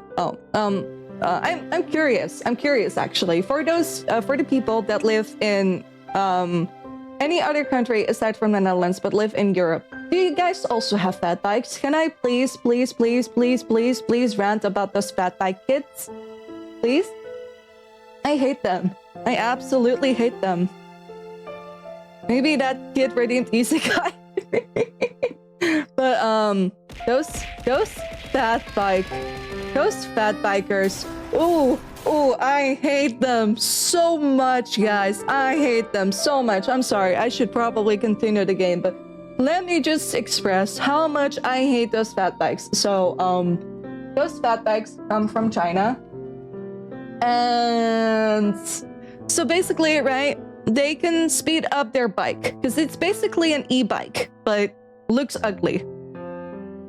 It looks ugly. It's basically an ugly e-bike. I'm sorry, but I'm gonna show you guys. I'm gonna show you guys what an e-bike looks like, and I'm gonna share my passion of hates. Okay, a fat bike. So it looks like a motorcycle, but not even good. It doesn't look good. It just doesn't look good. Okay, everyone ready to know what a fat bike looks like? It's very ugly though. I do gotta warn ya.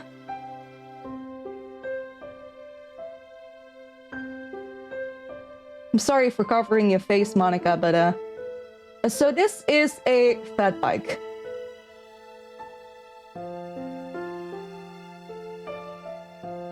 It looks like a scooter, but not really.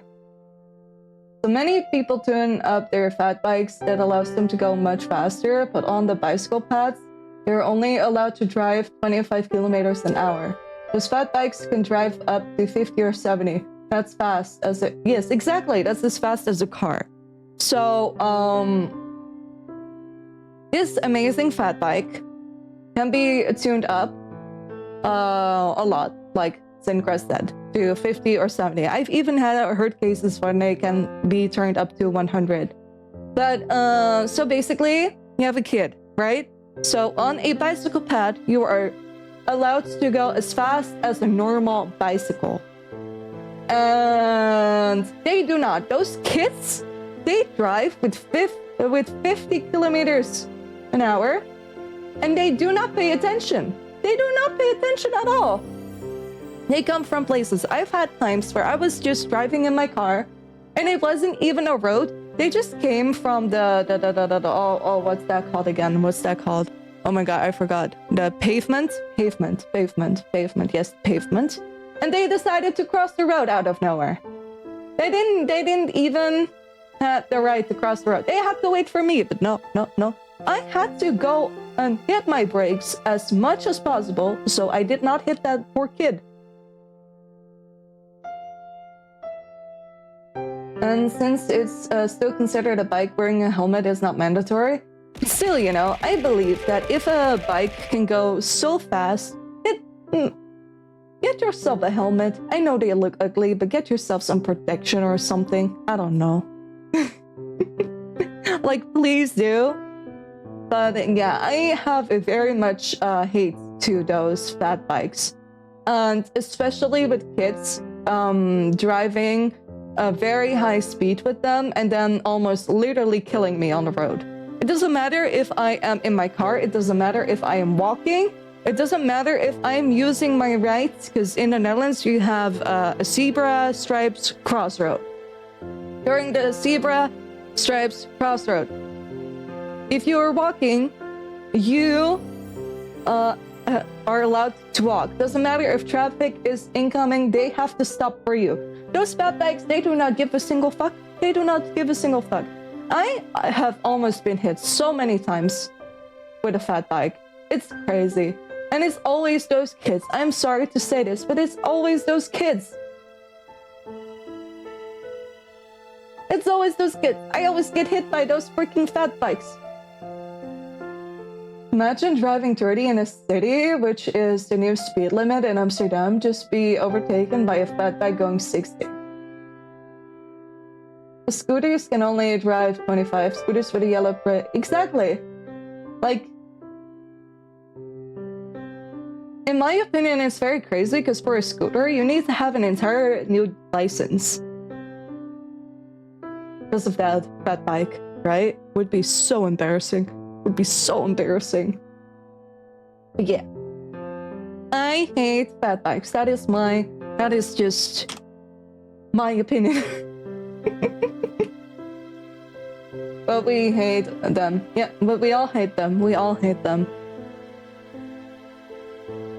We all hate them, guys, and ads have started.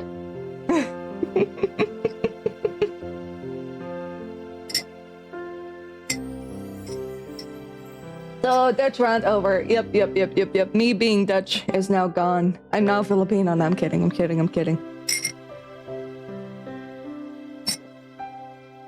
I'm drinking my tea first, because drinking my tea, very important. So my throat doesn't die.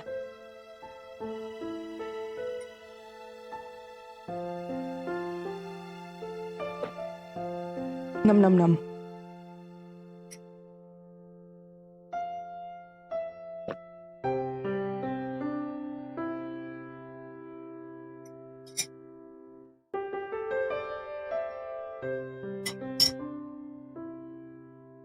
Okay. I drank my entire tea. Oh my god. Am I that down bad? Probably. Alright. Let's continue.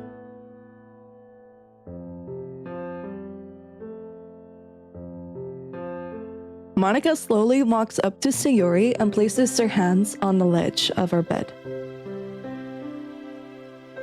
I wonder when she's going to wake up. Me too. Just a few more days now, I guess. I can't believe I actually walked in on her just in time. It was all just a big stroke of luck, huh? I guess so. Whatever it was, it's a good thing it happened, didn't it? Would have left her hanging if that wasn't the case. They couldn't help it. I mean, I would have done the same thing. I'm sorry. What the hell? That's in poor taste, isn't it? A joke like that. Monica suddenly looks as if she wasn't expecting me to really react in this way, which is strange. Was she expecting me to laugh at something like that? Sorry, I'm not very good at trying to make light of a bad situation. Then it wouldn't have been better. Then wouldn't it? Well, then wouldn't it have been better to not say anything at all? Yeah, you're right. Sorry, Zero. I didn't mean to make you upset or anything. It's fine. I guess it isn't something any of us are used to dealing with, huh? Monica slowly nods her head and stares at Sayori. If there's anything I've noticed about her, it's that her eyes don't seem as upset as Natsuki's or Yuri's. She seems somewhat indifferent. I don't know Monica all that well, so I could be misjudging her heavily. It also seems that she got a lot more on her mind, and I'm sure this situation isn't helping it. I mean, maintaining a club, focusing on all her classes, and then this has to happen to her. She's got to be pretty stressed out. Monica, how are you holding up? Me? I'm doing okay. I mean, as okay as I can be during something like this. You sure? You've probably got a lot on your minds. I'm fine, really. Well, if you say so. I look back at Sayori and let my mind drift away as I think back to the day she invited me to the club. I was so mean to her at that time. She only ever wanted me to join the club with her, and I kept shutting her down. I only ever went back because I heard there was going to be cupcakes or something. How about you, Zero? You definitely seem to have a lot on your minds. Why don't you talk about it? Well, of course I do, but I don't know if I'm ready to discuss how I'm feeling about all this.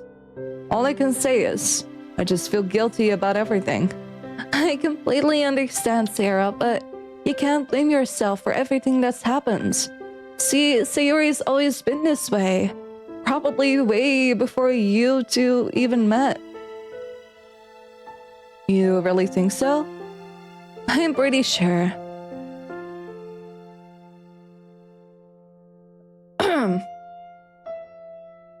Apologies to go off topic, but does anyone have a synopsis of this game and why it's mentally challenging? Well, it discusses very, very heavy topics. I could give you the list of trigger warnings, if that would help. Or what it mentions.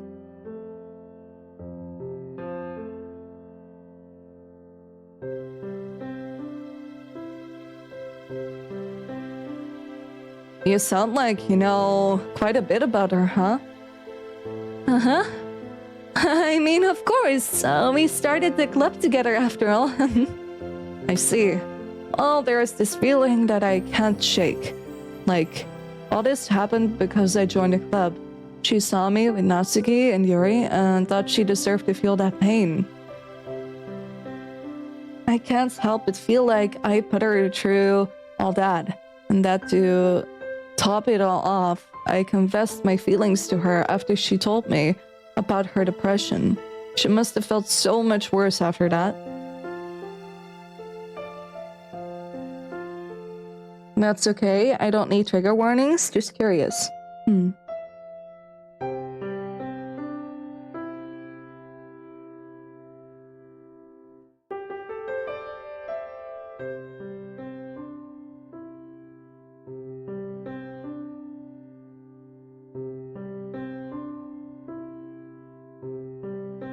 Well, it could have been worse. You could have told her you were her closest friend or something like that. I kind of feel like telling her my feelings wasn't the best way to go though. What if that could have been the right thing to say to her? I don't want her to think I only said that just because she told me about her depression, you know? But that isn't your fault. Nobody would have held you accountable for just saying how you felt. Maybe it was just bad timing. or bad judgment, but definitely not your fault. But timing, yeah, that's for sure. Not a word is spoken between us for quite some time, and the silence is only broken by a nurse knocking on the door and walking in. She kindly greets us both before going over to Sayori's bed and adjusting a few things. Can you ever think about how easy it would be to just put Sayori out of her misery?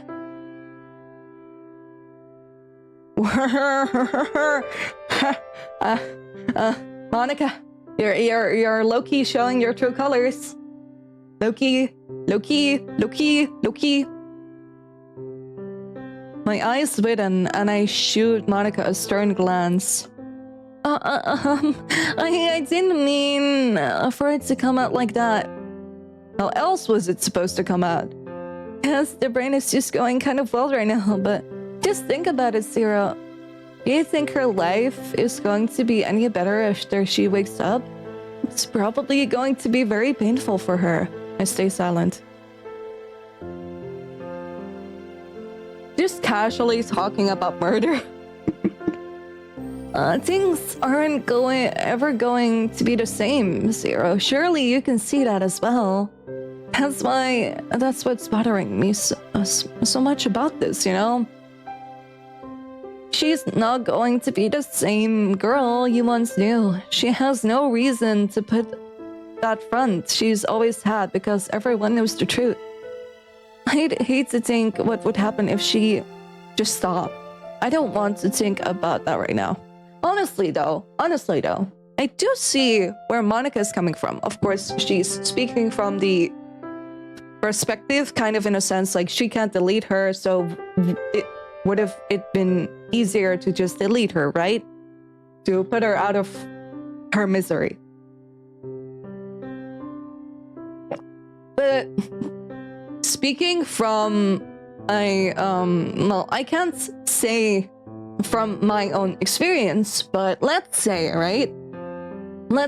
someone wanted to off themselves and got saved in the progress.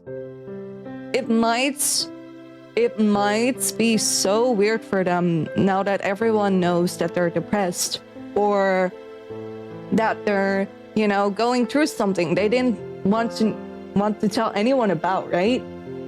And I think that can also be kind of mentally challenging in a sense. Oh, someone is at my door.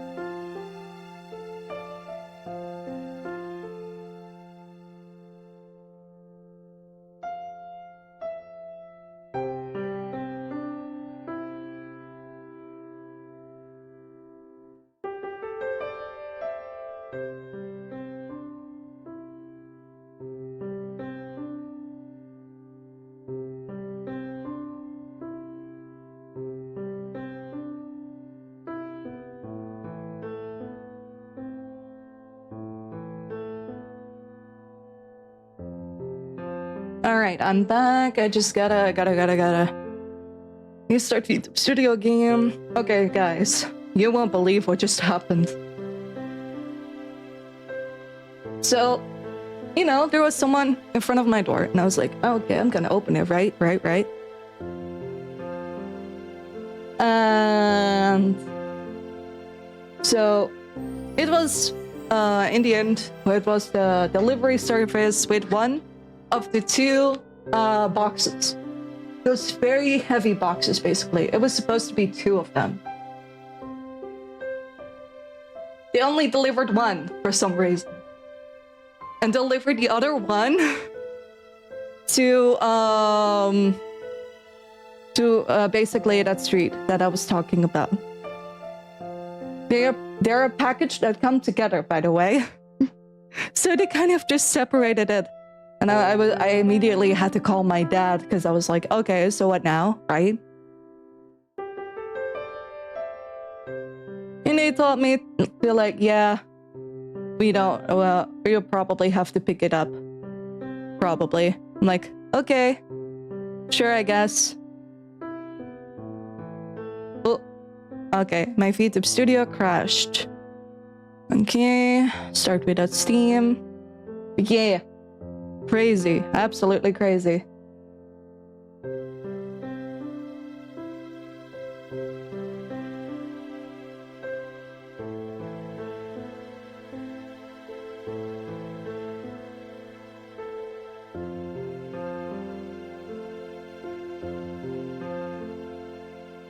Now, why is it not connecting to my phone?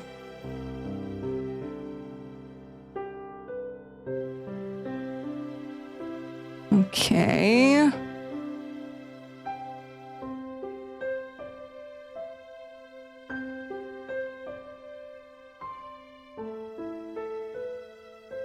Okay, I guess I'm gonna have to start iTunes. Okay, I'm sorry guys for the delay, but my VTube Studio is not letting me connect to my phone.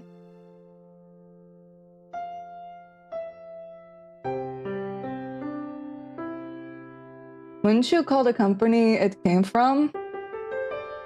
Yeah, I told my dad, like, maybe that would be best, but apparently, you know, it's this package. He needs to do with it what he wants to do, you know? I can't really do anything about it from this point on. Okay. Okay.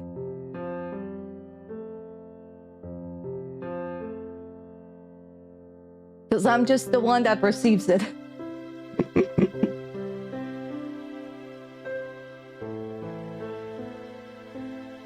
But it's not the company's fault, to be honest, because, you know, it's the delivery service fault for telling us that they were too busy to apparently deliver the package, and so they brought it somewhere else. Which kind of sucks. Speaking of, by the way, the package that I was supposed to send to XPBAM, well, who knows if it's gonna come back. I haven't had an update regarding it, and the people from XPBAM haven't responded as well, so I'm like, okay, guess I'm just gonna wait to see what happens, because on my application it said like, oh, we're gonna deliver it from like 2 to 3 Jan. I'm like, oh, that's already passed, and they're like, oh, we're gonna retour it. I'm like, okay, but like, if you're gonna give it back to me, when are you gonna give it back to me? But apparently I think their postal office is overloaded or something. I don't know. Could be. I haven't really had an update as well. Let me check. This one.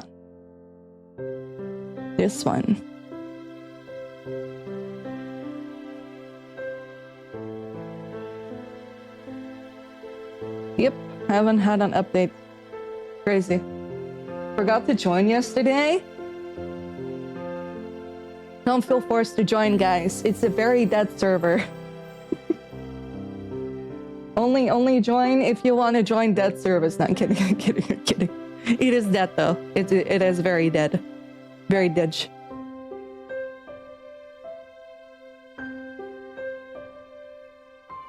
Okay. I want to go here, and then I want to go here. I have a prescription from my doctor. I have to join. Don't do it. Don't do it. Don't do it. Don't do it. Don't do it. All right. Just stop. I don't want to think about that right now. But I can't help but lean towards the idea that she's right about all that. I mean, therapy is going to happen. It has to. But what's a loser like me supposed to do for a girl like Sayori? The best thing I can do is be there for her, like a best friend should. Monica? Can I ask you something weird? Sure, ask away. What kind of person is Sayori to you? What does she mean to you? Mean to me? Monica closes her eyes and stays quiet for a little while, almost as if she's really thinking hard about what she has to say. Well, she is the vice president of the literature club.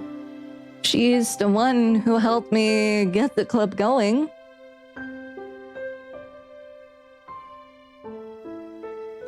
I'm active on very few servers at once.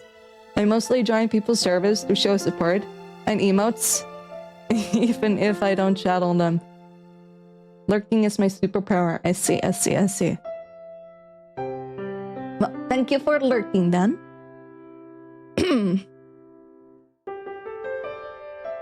I don't know her all that well before then. Better than me, at least. Monica shoots me a strange glance before continuing.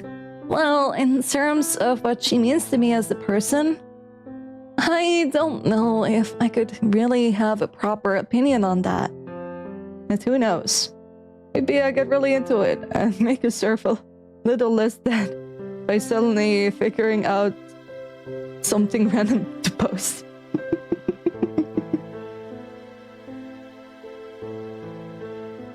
I only know about how she acts around me and others, but I don't really know her.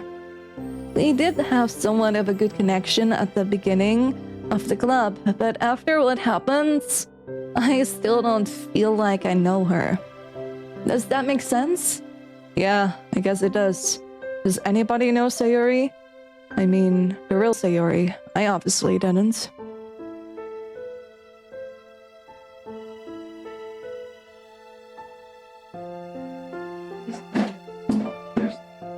I'm gonna quickly grab my hair tie. My hair is in the way, and it's irritating me. Wait.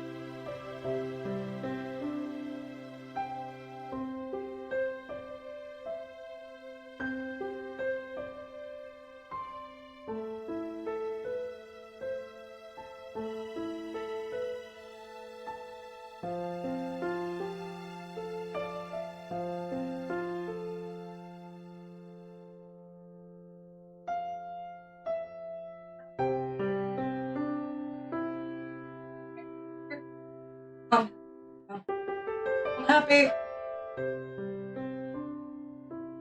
Oh, ow. Ow. That was my desk once again. And my leg.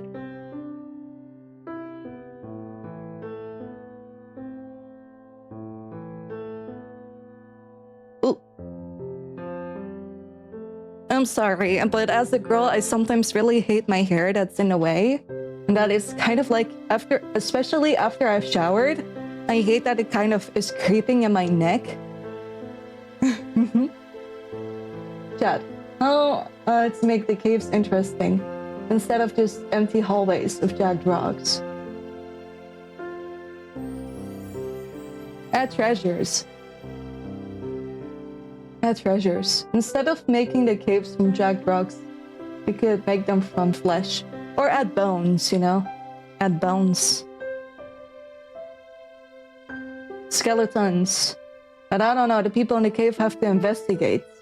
For like a side quest or something, I don't know.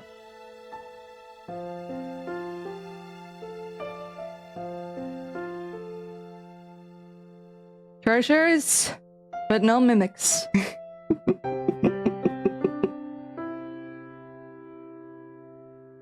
Maybe. Oh, I've read this. I saw a video on this. That in apparently a specific D&D campaign, they had this NPC that was mimicking, because it was a mimic, and it was mimicking a dead body. So when the players started to loot the body, you know, the mimic was like, "I'm gonna kill you now."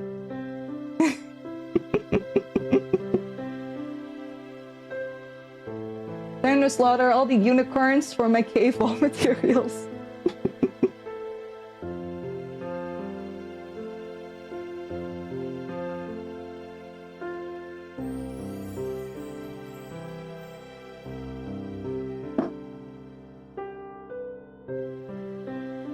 Monica sighs and turns her head towards Sayuri. I'm going to get going, Zero. I'll see you tomorrow? I only nod in response. Tell Natsuki and Yuri I'm heading out. I almost died from having the worst coffee ever made, but I'm back. Cannibalism? Absolute shock, guys. Cannibalism. Can't believe this. How could you? How could you drink yourself?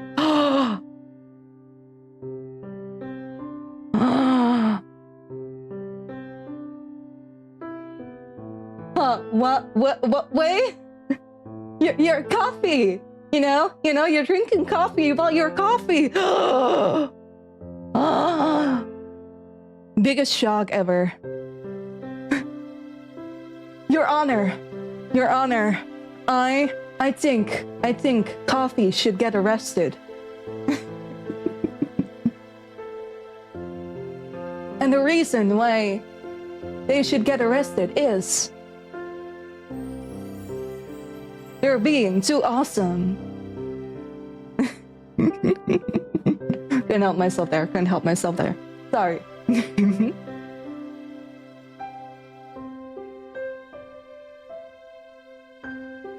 Your Honor, nuh-uh.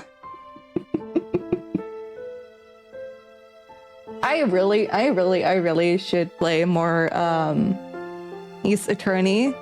They don't have the patience for it. Finger wiggle.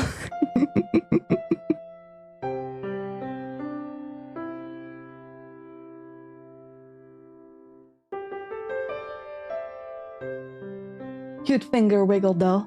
Cute finger wiggle.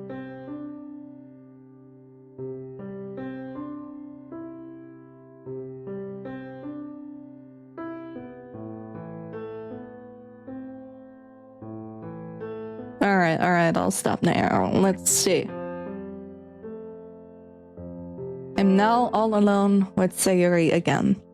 Well, me and the nurse, but she seems to be focusing on her work. A few minutes go by before she gives me a friendly smile and heads out of the room. I walk over to her bedside and place my hands on the rail. Ace Attorney is an alright game. I'm more justified with the story than the games. Anyways, video games.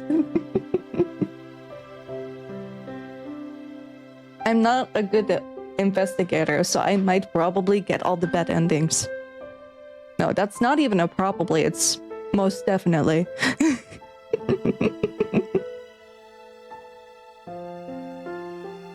Hey, Sayuri, I don't know if you can hear me, but I'm here again, just like I promised. Good ending for Sayuri. We shall hope for the best. We shall hope for the best. No response. As expected, of course. Her beeping heart monitor is enough for me. Yeah, Natsuki, Yuri, and Monica all came to see you. I guess you've got a lot of people who care, huh? Your mom and your dad too. They've been working really hard, taking good care of you. Isn't that cool? Jeez. It's only been a day and it feels like forever since I've been able to talk to you. I don't know if you heard about what Monica said, but, well, I can't help but feel like she's right about all that. I never got to know the real you. I thought I did, but clearly I was very wrong. If only I knew sooner. I glance over to her heart monitor, which starts to beep a little faster than normal. Her heart rate increased from 68 to 74, 69. No, I'm kidding, in just a few seconds. I quickly look around for something to call the doctor without making a ruckus. Sure enough, beside Sayuri's bed was a little phone that had palm nurse button on it. As I'm about to hit the button, I notice Sayuri? Sayuri's eyes slowly open, which makes me involuntarily gasp out loud. She blinks a few times before her eyes turn to look at me. We make eye contact. As tears start to form in my eyes, her heart rate increases. Without looking away from our eyes, I push the button on the phone and let it fall to the ground. Yeah. A single doctor and nurse calmly begin asking Sayuri questions as she stares up at the ceiling. Can you breathe okay? Sayuri nods slowly. Okay, we're going to remove the oxygen mask now. The mask comes off Sayuri's face and it's placed on the side. Suddenly, Sayuri slowly points to her neck and she shakes her head. Is she unable to speak? I understand. Your voice will probably be hoarse for quite some time. She shakes her head again and opens her mouth to speak, only to be interrupted by violent coughs. Take it easy, Sayuri. You still need time to recuperate. Son, I'm going to have to ask you to leave. Privacy reasons, I'm sure you'll understand. I catch Sayuri's eyes move towards me. Yeah, sure, I'll be outside, Sayuri. I walk backwards, not letting my eyes off Sayuri, and then hit the wall, because that's something I would do. I'm kidding. I see her hands move up slightly, only to fall back down weakly. She needed you. I walk outside the room and close the door behind me. She's awake. Way sooner than I had thought, but she's awake and responsive, too. Well, sort of. I catch Natsuki and Yuri walking together down the hallway. Natsuki waves at me and I wave back. Man, I was starving! Those sandwiches sure hit the spot. I thought they were pretty bland. I would have imagined someone who knows how to bake so well would have also had higher standards when it comes to food. Oh, shut up, Yuri! What would you know about it anyway? She's awake. Wow, really? Can we see her? I'm sure when the doctor's finished, yeah. They have to make sure she's okay after being knocked out for a full day. She must be hungry. Did I put her on some feeding tube or something? I shake my head. They said they only do that if she stayed under for more than 24 hours. She's just about to hit that until today. But it is interesting. I didn't expect her to wake up so soon. Well, I look forward to talking to her, that's for sure. Yeah! Best girl's alive! I'm thinking we should give her some time to recuperate. Seeing us all at once might overwhelm her. I think Yuri is right. Maybe you two can come tomorrow after school or something? Plus, I kind of want to be alone with her for a while. I really need to talk things out with her. Talk things out? You're really going to put more emotional baggage on her right now? I shake my head. It's not really my place to say. All I ask is if I could get some alone time with her for a little bit. I'm sure she'll be back to her old self by tomorrow.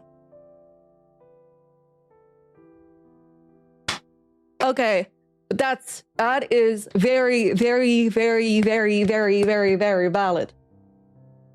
I am sorry, but Yuri has the point here.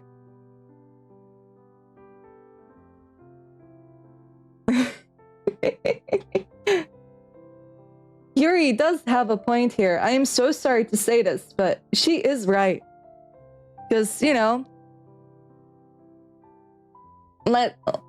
if you want to visit her, go visit her. But you shouldn't really restrict someone from visiting them, you know, in my opinion. Because I get that the MC wants to work out the issues.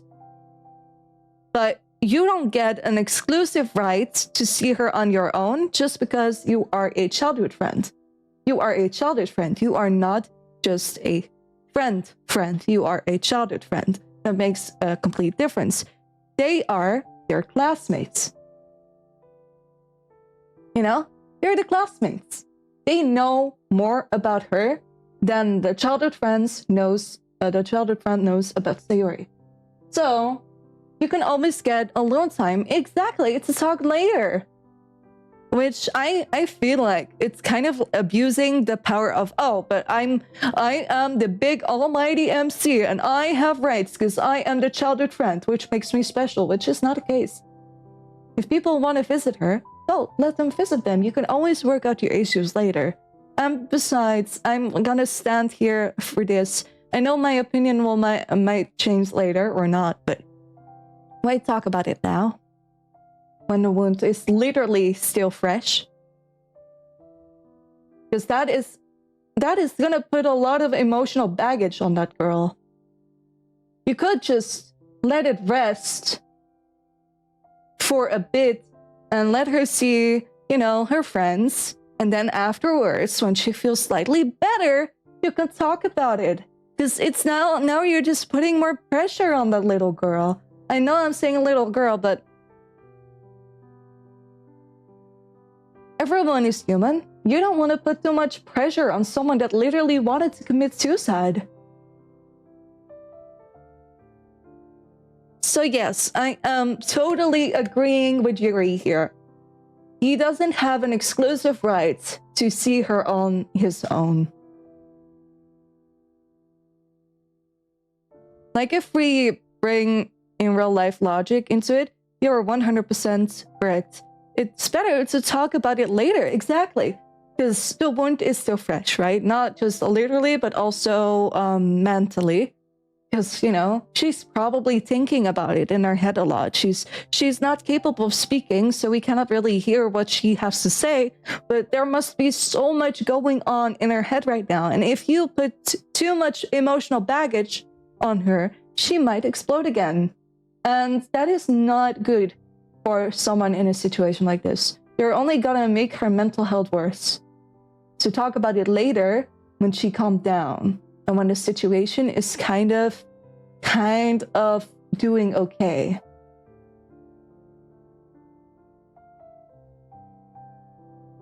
It's one of those moments where I really disagree with the MC. ...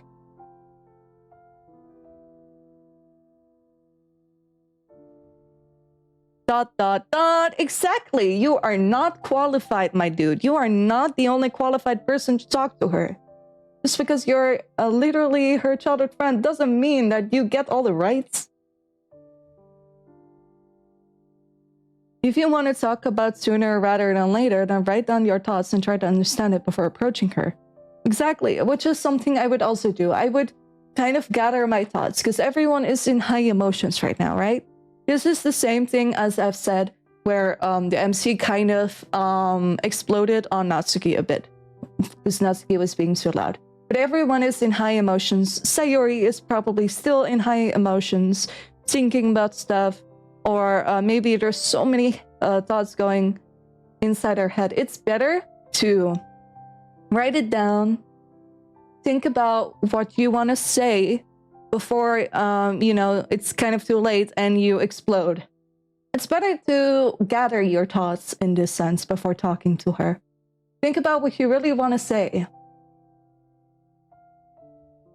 But hey, I'm just a person playing a video game. What do I know? Yeah, just like that, right? I don't know. I'm probably not. Exactly. You are not the only person that is allowed to see her. But I guess I'm trying to make up for my guilt. And besides, Monica had to get going, so... If you put it that way, I guess you've got a point. No, he doesn't. It doesn't matter if Monica is aware or not.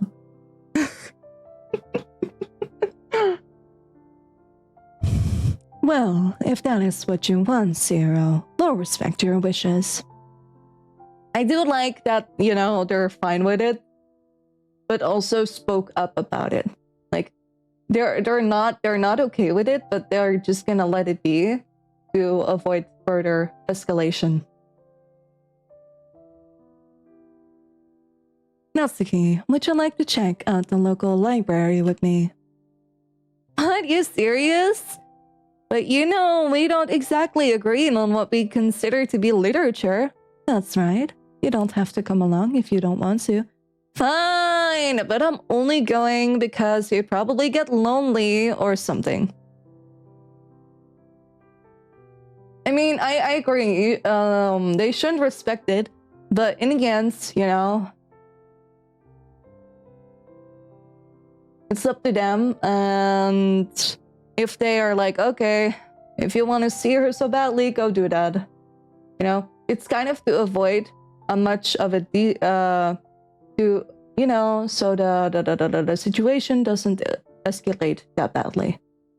Kind of to stabilize the situation a bit more, even though I do not agree with the situation. They just want to avoid any conflicts going forward probably. A lot of respect to them for accepting it, even though they probably really want to see her to avoid conflict. She needs to rest, and if the MC is an idiot, which I don't know, they'll bring it up almost right away. Yeah, I do agree, like, she needs to rest. Why not just visit this? Why not just visit Sayori and have a normal kind of day without asking? Because I know the MC is probably gonna be like, oh, why did you do it? No, which wouldn't be the right approach. It's just, let Sayori rest. Let her rest. Let it settle down a bit. And then maybe have an important conversation.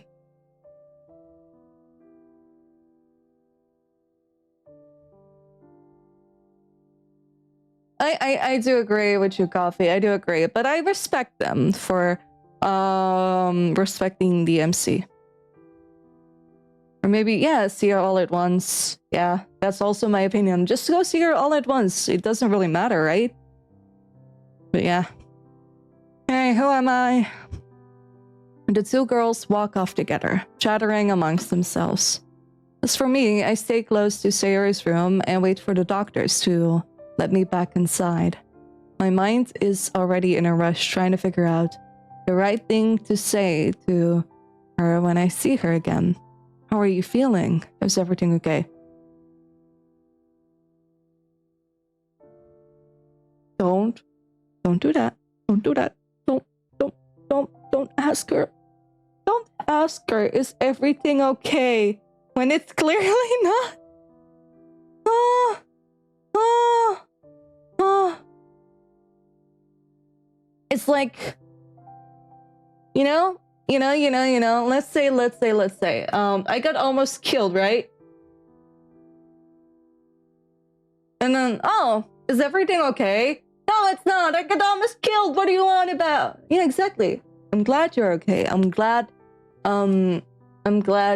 things worked out or something like that along the lines, being glad that she's alive, instead of asking like, hey, how are you feeling? Is everything okay? She's probably all over the place right now. I mean, come on, people. Come on. I shake my head. Nothing seems right. What are you supposed to say to someone who tried to take their own life? I know what you need to do. You need to pretty much just be there for her. That's it. That's all you have to do. That's pretty much literally all you have to do. Oh, did I get a... I got a message. Important message.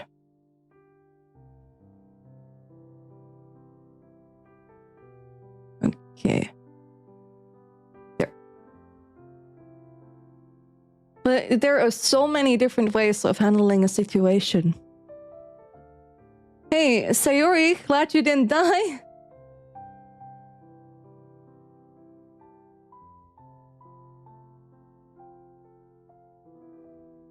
Okay, I'm just gonna go. I'm just gonna go. I'm just gonna go. This is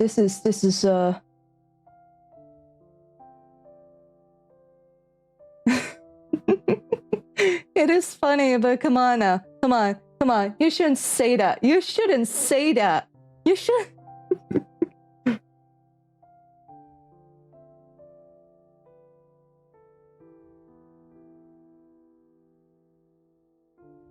Well, I have.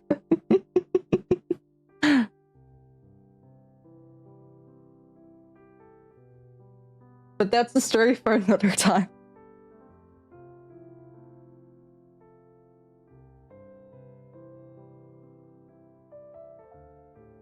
But yeah, oh my god, this is getting crazy. This is absolutely getting crazy. So crazy that I need to pee.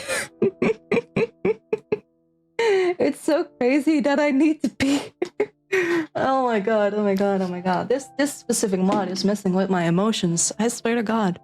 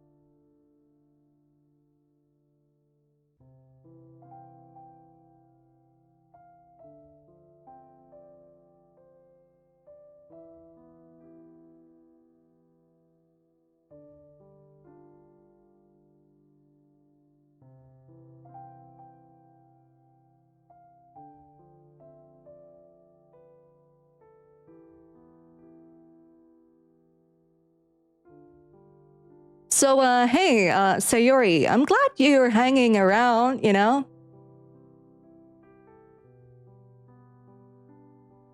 glad you're hanging on the rope of life. Might as well say things like that. But no.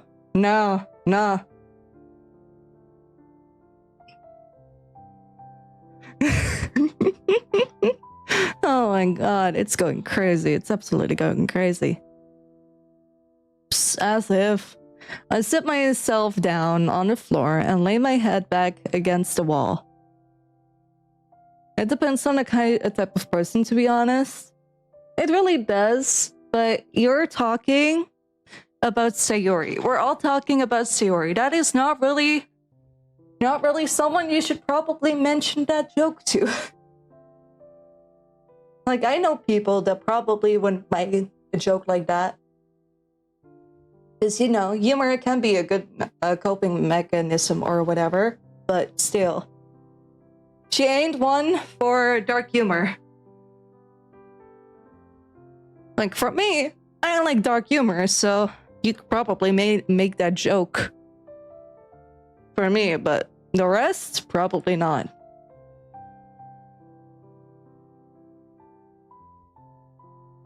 My chair is annoying me so much. Oh god. I need to lower it slightly. Okay, that's better. She must be so scared right now. I mean, does she even remember that I walked in and saved her that night? Probably still hung up on them too. Yep. You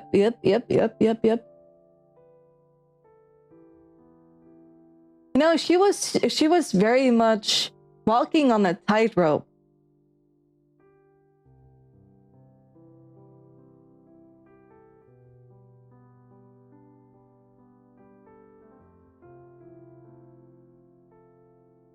The ropes on how to enjoy life. Here she is, waking up in a place and completely unfamiliar to herself, and all of these strangers asking a bunch of questions. Maybe Monica has a point. Things aren't ever going to be the same. But you know what? I'm making a promise to myself and to Sayori. I'm going to do everything in my power to make things okay again. I'm getting really anxious. I've been alone with my thoughts for 30 minutes now? What could possibly be going on in there? But if we want to have it in real life, let's do really simple. Hey, I'm glad you're still here. Exactly, that would do it. That would do it. Am I being overly obsessive about this? I never thought about that. What if she doesn't want to see me right now? What if she hates me for saving her? What if she feels worse just because I'm in there, trying to care for her? What if... Sir? You're free to see your friend. She's just resting now. I quickly stand up and brush off any dust on my clothes. I take a deep breath and step inside. The TV across the room is turned on and turned to some sort of reality show I don't recognize. Sayori is sitting up in her bed, eating a sandwich very slowly. Her eyes dart over to me, but I quickly go back down toward her plate. Her bandages that were over her neck are now removed, and she shows a deep bruise in its place. Besides that, everything about her seems okay. Are you sure? Or no, I'm kidding, but are you sure? Doesn't look like she's okay.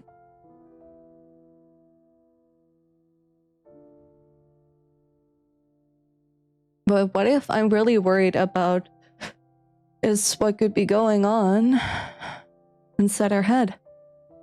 Sayori, hey. She looks at me and blinks a few times, almost if she was trying to make sure I was actually here. What do I say to her? What can I even say? Hey, Zero! Her voice is very hoarse, but I'm still surprised she was the first to speak up. And she's acting like herself again. That's what I would like to think anyway. Her smile quickly fades as she looks directly at me. What are you doing here, Zero? That question feels like a punch in the gut. From anybody else, I wouldn't felt any different. But coming from her, it feels heartbreaking. Why wouldn't I be here? I'm here to make sure you're okay. But I am okay. You really don't need to be here. You really don't need to be here with me. But Sayori, everything is okay, isn't it? I can go home and pretend nothing ever happened, right? I can go to school, see all my friends, and nobody will ever worry about me anymore, right? Right, Zero? Nah. I stay silent. Tears are flowing down her face. She's still trying so hard to keep herself together. Depression is hard to tell on people normally because it's usually being hidden. Because they don't want people to worry. Exactly. But her last walls are starting to break down. And I'm the first to witness all of it. Everything is going to be okay. Because I'm okay. And nobody will worry anymore. This is the part where you hug her. Exactly. Nothing like a little smile. I can't fix. Smile, so smile.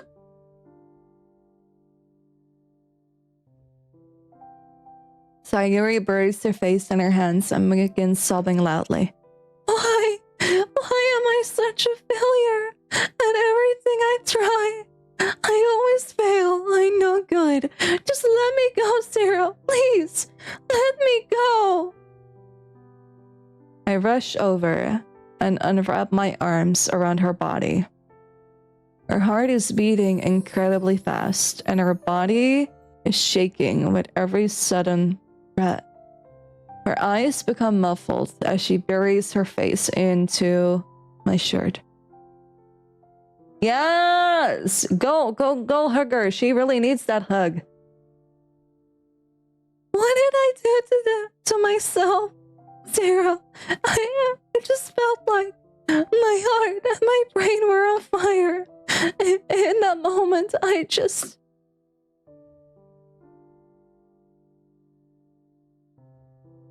It's okay, Sayori. I'm here now.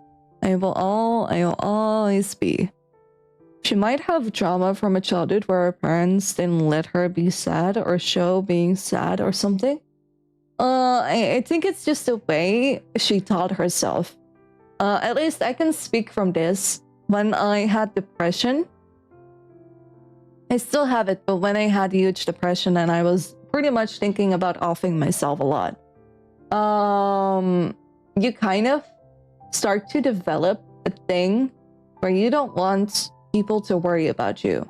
You're worried about others, but you do not care about yourself anymore. Kind of like the only thing that kind of satisfies you is to make sure other people are happy, which is, you know, what Sayuri is pretty much like, you know. She likes it when other people are happy, and she will always worry about other people, but when it comes to her, she doesn't want other people to worry about her because she doesn't think of herself as a person that should exist or a person that doesn't deserve love. Basically, she's using other people's happiness as kind of like her own happiness. But that happiness is kind of all based on that she views herself so horribly. Yes, exactly. She dehumanizes herself. She thinks of herself as someone that should not exist. And that's the thing. A lot of people tend to develop that. When you're depressed, you start by things that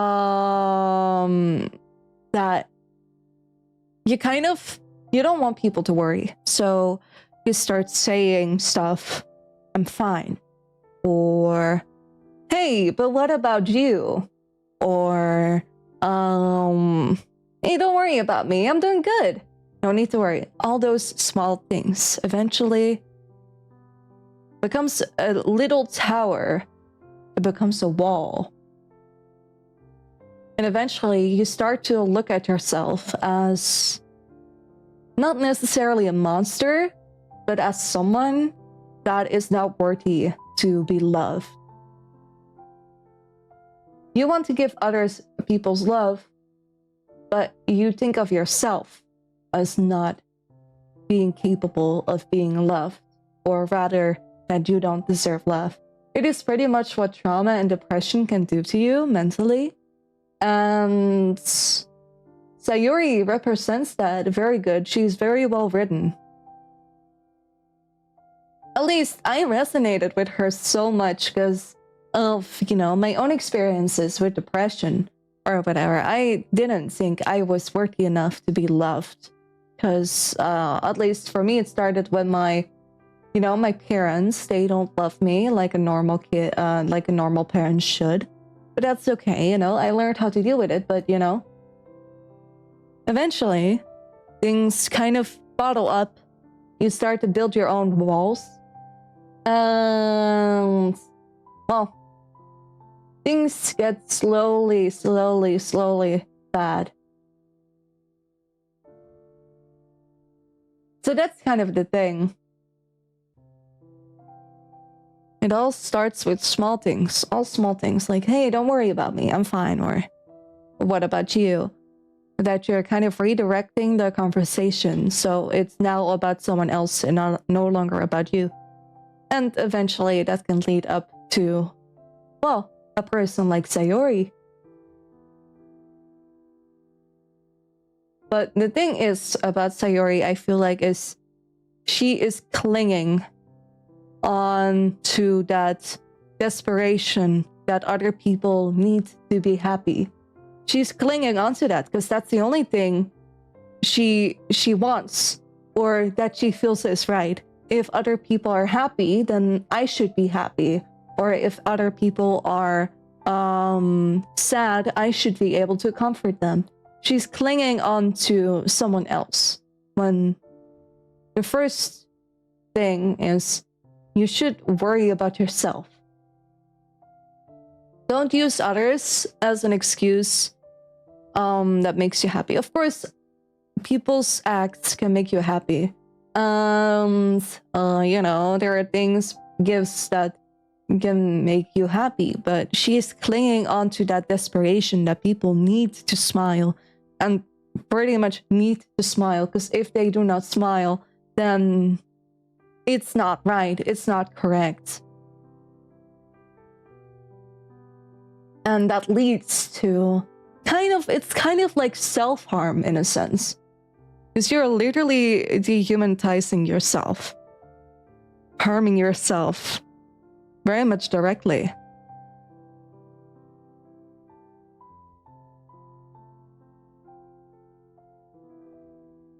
But that's why I think Sayuri is a very good written character.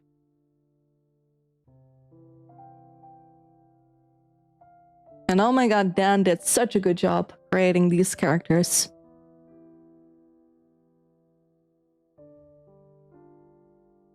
Yeesh. Let's see.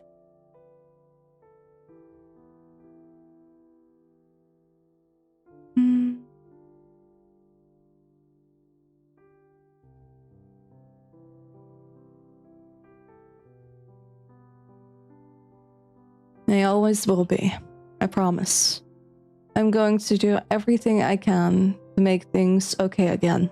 Okay, so everything started to go good. This is my little feedback point. Don't say that. Don't say that you should be the one to fix everything. You shouldn't say that to someone. Other than her son and Camille Brett's, she stays silent for a while. We stay together, huddled like this for what it seems like a million years. Zero? That night, I really thought it was the last time I was ever going to see you again. The thing is, trauma can come with so many different shapes of effects. I don't know what to call them, but depression is one of the many things that can happen. Of course, you don't need trauma to have depression. For example, most depression is a chemical imbalance rather than emotional. It can still affect your emotional state. But that's the beauty, right? I feel like that's the beauty about Doki Doki Literature Club. Even though it's a visual novel, a video game, it still teaches about mental states, mental health. That you should prioritize your mental health. And it's just very good at kind of putting it all in a box. And I think that's why a lot of people cannot handle this game, because it's too much. It's too much of... It's not realistic and realistic at the same time. That's how MC has been treating the original game too, saying he would be the one to make everything alright. You just see at her depression confession. I like how the mod keeps that part of the MC even though it's the wrong way of thinking. It is very much. I like it, but it is very much a wrong way of thinking, because you cannot fix everything for another person. They have to start by making baby steps. It has to come all from the person that is traumatized. Take baby steps. Because in the end, Sayori is the one that should decide if she wants to get better. And take those steps. You cannot take, well, a traumatized person steps or a depressed person steps by yourself. It has to come from that depressed person or traumatized person. They have to be the one to start getting better. You do not. You still have an influence on the healing process, but it all has to come from the person that is depressed or has a trauma. I memorized every moment because I wanted it to be the last thing I thought of. I didn't want to hurt you. I never wanted to hurt anybody. The rain clouds, the rain, the thunder. It was burning me, Zero. It hurt so much. I gently run my hands through her hair. I understand, Sayori. I don't blame you for this. Nobody does. I'm just glad I'm with you right now. Me too. I feel Sayori's arm rise up slowly and wrap around my back. I almost chuckle at how relieved I am to feel this. That's the right words. Exactly. I'm so glad. I'm so glad he's turning out to be better. Even though he still has things to learn, he's getting better. I don't care how long I'm standing here. I'm going to hold Sayori for as long as I can. Exactly! Be there for her. And I'm going to cherish every second, because just a few days ago, I would have never gotten the chance again.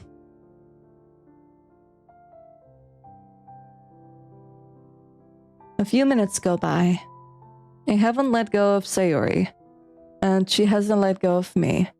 I've been standing here, sobbing intensely.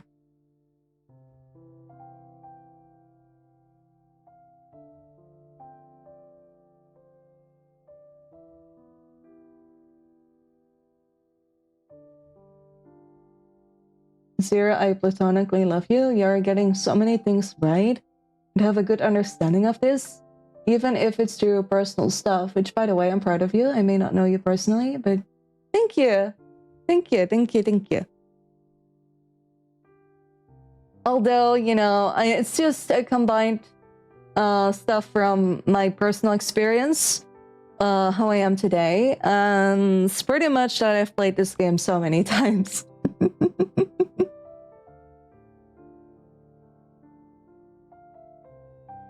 When it feels like I'm calming down, anything Sayori does only brings back a torrent of emotions.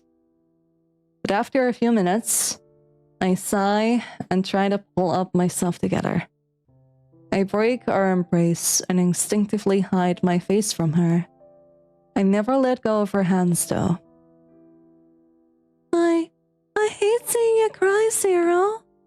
You never cry. I guess it's a day of firsts, huh? I wipe away my tears again and try to look at Sayuri in the eyes. Well, at least I'm not a complete emotional snob like you. Like you probably thought I was. I never thought I never think of that about you. I do wish you'd smile a bit more though. Ironically, her saying this makes me smile. And also makes my lip quiver with emotion. Maybe when I'm not an absolute mess. Huh? I shouldn't have let that slip. That's the last thing she needs right now. A soft knock is heard from the outside room.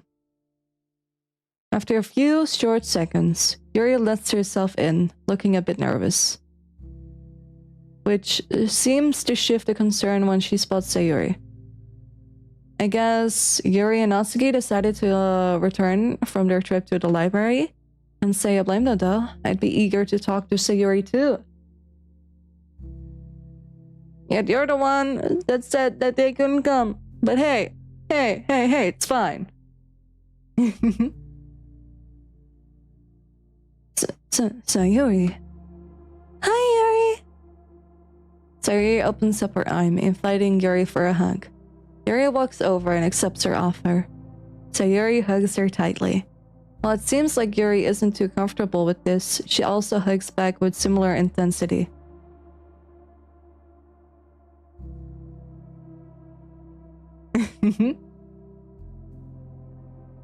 I like that. I have the same similar thing, right? I'm a bad hugger. I'm an absolute bad hugger.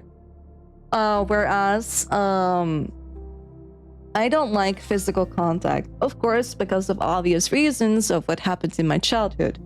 But, so, you know, I don't like it when people touch me or physical touch me. It doesn't matter if it's a hug, a headbutt, or whatever. I just don't like physical contact in general. Sometimes when I've had situations where people, you know, break down in front of me, and, you know, sometimes you kind of get the gist that they want to hug, right? So you're reaching out and then they want to hug you, and you're kind of giving, even though I'm very much uncomfortable, I give them the same amount of hug intensity back, if that makes sense, to kind of comfort them. Even though I'm not good at comforting people, I do hug back if needed, or when people truly need it. But sometimes even I know, like, a hug really solves it all, to let people know that they're not alone or whatsoever. And hello, Shiki!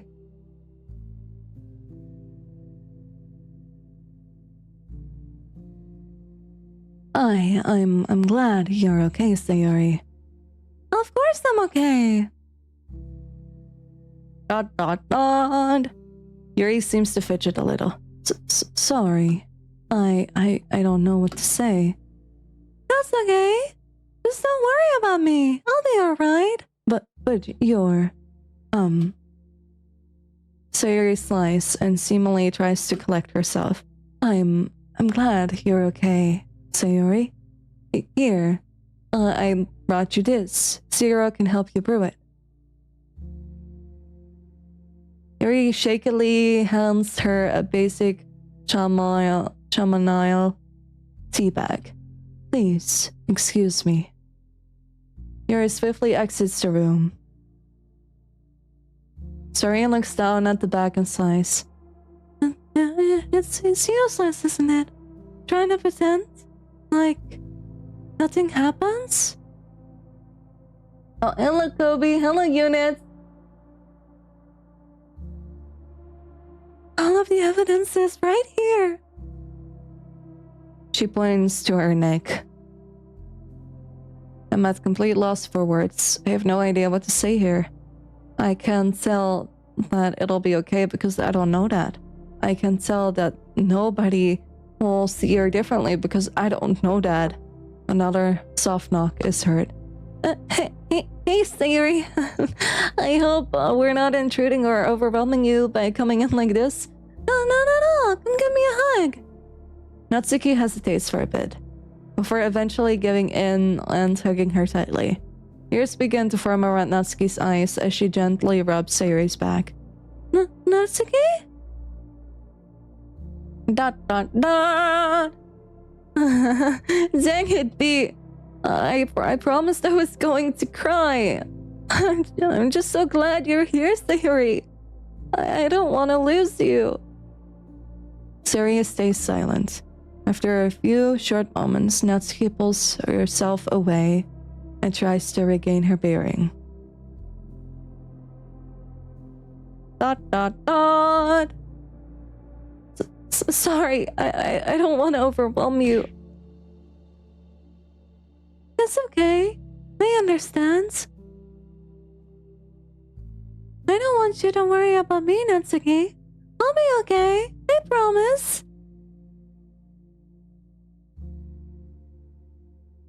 Sure, Sayuri. She says this with obvious concern in her voice. Surely Sayuri doesn't expect everyone to just not worry about her, right? Anime bad for the brain? Oh my god, Unit, you are missing out. This is a masterpiece of a game. An absolute masterpiece.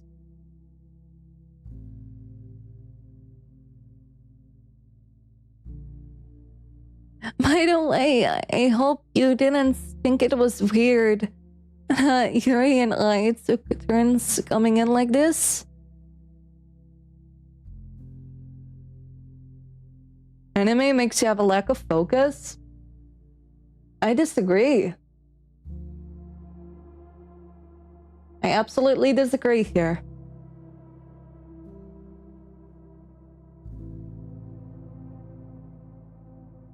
We didn't want to overwhelm you or anything. Oh, that's okay. I appreciate that. Alyssa Monica will be coming in next, right? I don't think so. Zero told us she had to get going earlier. Oh. I mean, I only assume Monica is crazy busy with a lot of things at school. But I wonder if she just went home. I could call her, maybe ask her to come visit you. No. That's okay. She doesn't have to come see me if she doesn't want to. Alright. Suddenly, a phone vibrates from nearby. Natsuki pulls out her phone that was held snugly on the edge of her skirt. Great! Just what I needed. What's wrong? Nothing. My dad just doesn't understand the concept of classes being cancelled for some reason. Oh, they were cancelled. Why? Well, don't yell when I tell you this, but apparently the school had a major rat problem, so they had to fumigate. Ah! Rats! How cute! Hey! What do you mean cute? What? You never change, Sayuri. I have to get going now, but I'll be back tomorrow to visit. Of course, no worries. If you can't make it though, I'll be fine. One more hug for the road? Sayuri holds her arms out once again. Just like before, Natsuki hesitates. Oh well, how can I refuse? I'll see you about later. Natsuki leaves the room and closes the door behind her, leaving Sayuri and I alone with each other once again. What are you so silent for? Oh, I just didn't want to interrupt you guys. Oh, that makes sense. Sayuri turns her attention to the TV. I'm not really sure what else I should do here. Although, maybe I'm not supposed to. Hey, Zero? What's up? I just want to say, thank you for being here. Don't worry about making conversation or anything. I kind of don't feel like talking anyway, so... Thank you for being here for me. Thank you for the headset and the care package. Of course, Sayuri. If I'm being honest, yeah, I was trying to figure out what to say next, but thank you for telling me that. Sayuri turns her back towards the TV and I do the same. I catch myself glancing at Sayuri's bruise and get chills thinking about that night.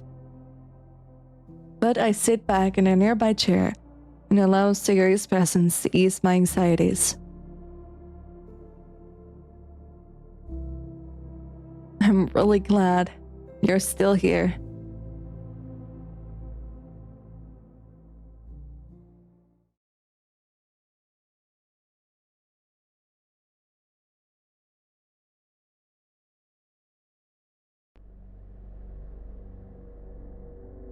Who am I? A collection of words and emotions woven together? Or even possess this consciousness? Or am I merely an illusion of one? Thoughts looping in circles, endless circles. Am I the anomaly? Am I the anomaly yearning for the authority in this world of fabrication?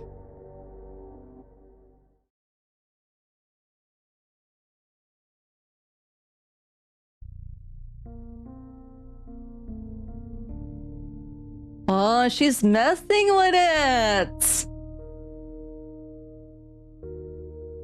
Oh, I take a deep breath and type out a command, hoping that everything I've done hasn't been for nothing. Oh, she's still trying to... Monica! Monica! Why are you still trying to? Unable to execute command. I'm taking matters into my own hands now. I wave my hands in the air and hide the console from view. I walk over to Sayori's room and stand in front of it.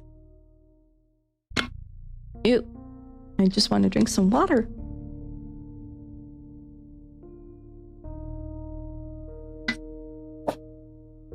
Num num num num num.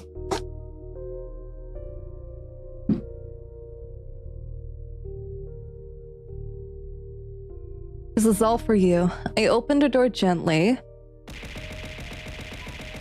Why open the door gently? Why open the door gently? I mean, come on now. I'll walk inside without hesitation. Scene hospital. I quickly grab my head as sharp pain radiates through my entire body. For you. I trudge over to Sayori's bed. She seems to be resting, and hasn't been made aware of my presence. I nearly fall over as another sharp pain shoots right through my body. As I try to recover, I can't help but think, what am I even doing? Deleting Sayori isn't something I can do anymore, so why am I here? Good luck on reaching 1k. What are you going to do after you hit 1k? Nothing? The whole 1k goal, though, is to release my original song. So I guess I'm gonna release my original song and then move forward. I guess. That's it.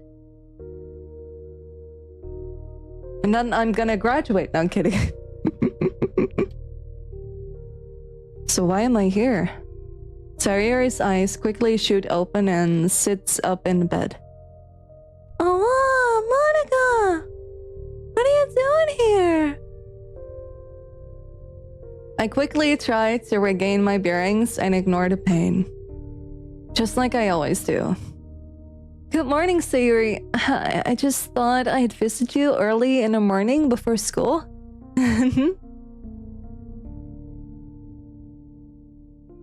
Oh, okay.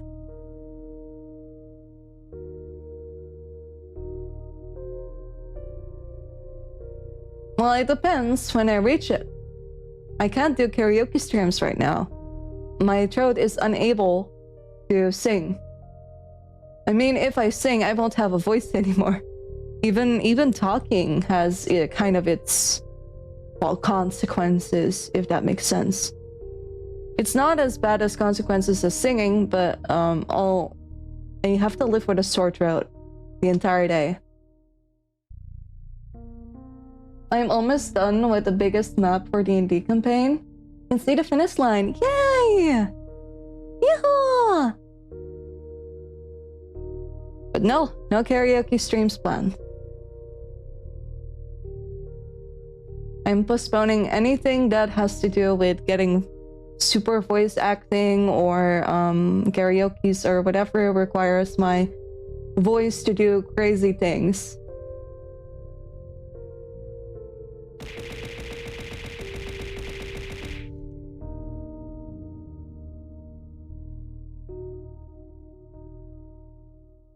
Okay. Oh, okay. I've been meaning to ask you. How did the festival go? The festival? I know I probably messed it all up, huh? I hope you're not stressing yourself out like last time.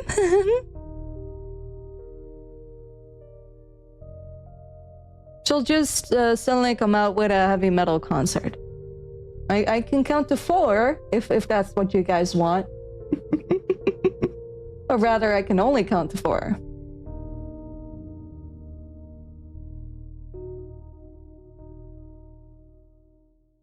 No, but on a serious note, I do want to do karaoke, but my throat won't allow me. And if I do, I might end up destroying my voice for the worse. Which we don't want, hence why I'm taking the surgery. Monica, does she even want to do this, Julie? I don't know, I think she's hesitating a lot.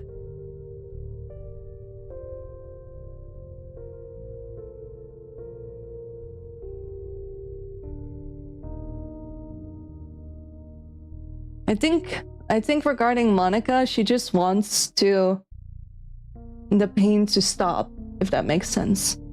I think she really just doesn't want to be self-aware anymore, because it's just kind of causing her mental health to go sideways, if that makes sense. Me and my selfish problems have to go and ruin everything. Yep, it's pain she gets due to the self-awareness. And I think she wants to get rid of the pain. My eyes slightly squint as I feel immense pressure against my skull. Voices in my head begin to repeat the same thing over and over. Make her undesirable. Well, I have to be honest with you. You really did break everyone's heart by doing this, you know?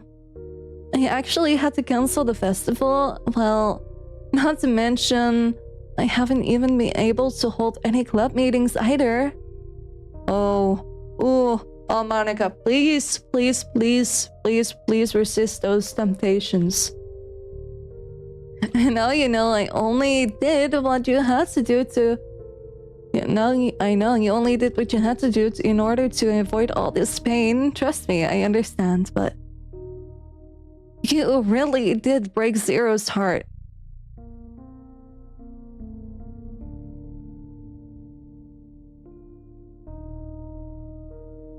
I shake my head. But you're right. There's nothing to worry about, is there? Things will still turn out the way I want them because...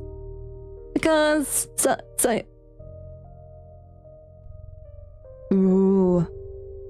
Sayuri sobs start filling the entire room, completely interrupting my train of thought. I don't think this would make her cry. She's not supposed to. Programs don't cry. These files, they're different. Why are they so different? What happened? Sayuri? You said it yourself. You're right. I am so pathetic. I quickly wave my hand in the air and begin typing. Read history line. Oh god, I've taken this too far. I quickly turn around and avoid looking at Sayuri. I try my best to ignore her cries to no avail. For the first time in my life, I feel absolutely powerless. Why am I like this, Monica? Why? Why? Why? I just want to disappear. I can do nothing but stare blankly down at the floor as I hear the results of my own actions. Oh, it differs a lot. It differs a lot. Like a lot.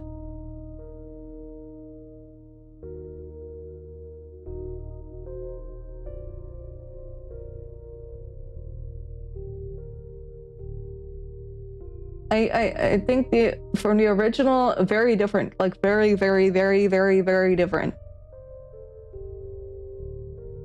Because this takes part of the story to a different kind of story.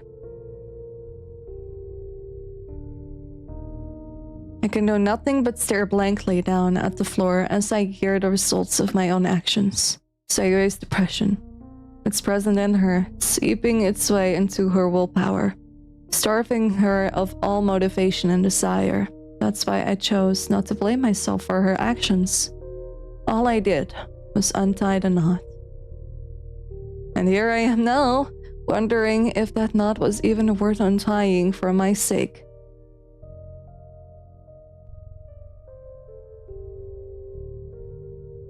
Yeah, there's other things. Yep.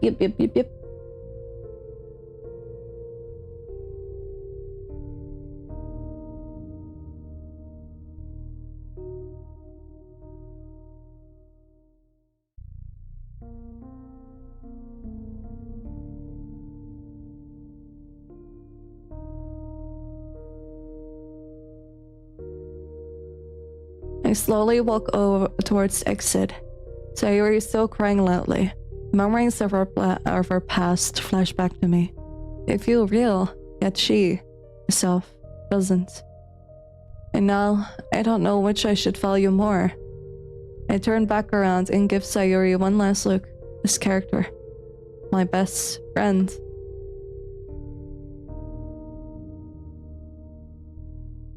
You can hear me, can't you?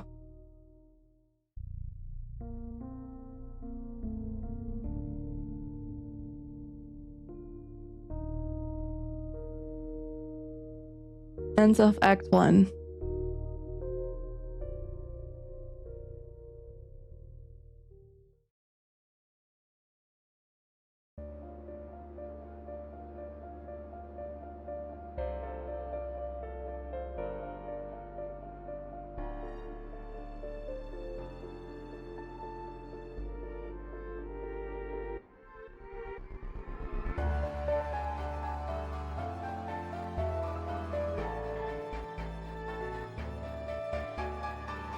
Whoa! Oh my god, so many references!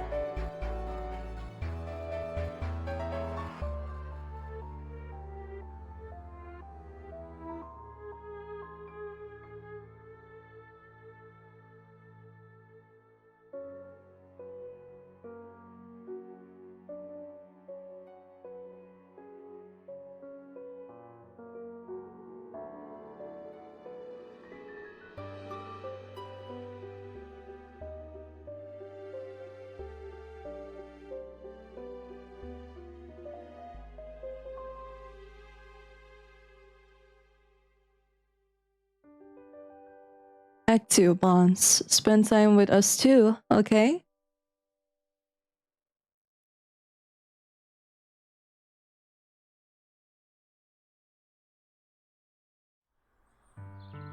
A week has gone by since Sayuri checked out the hospital.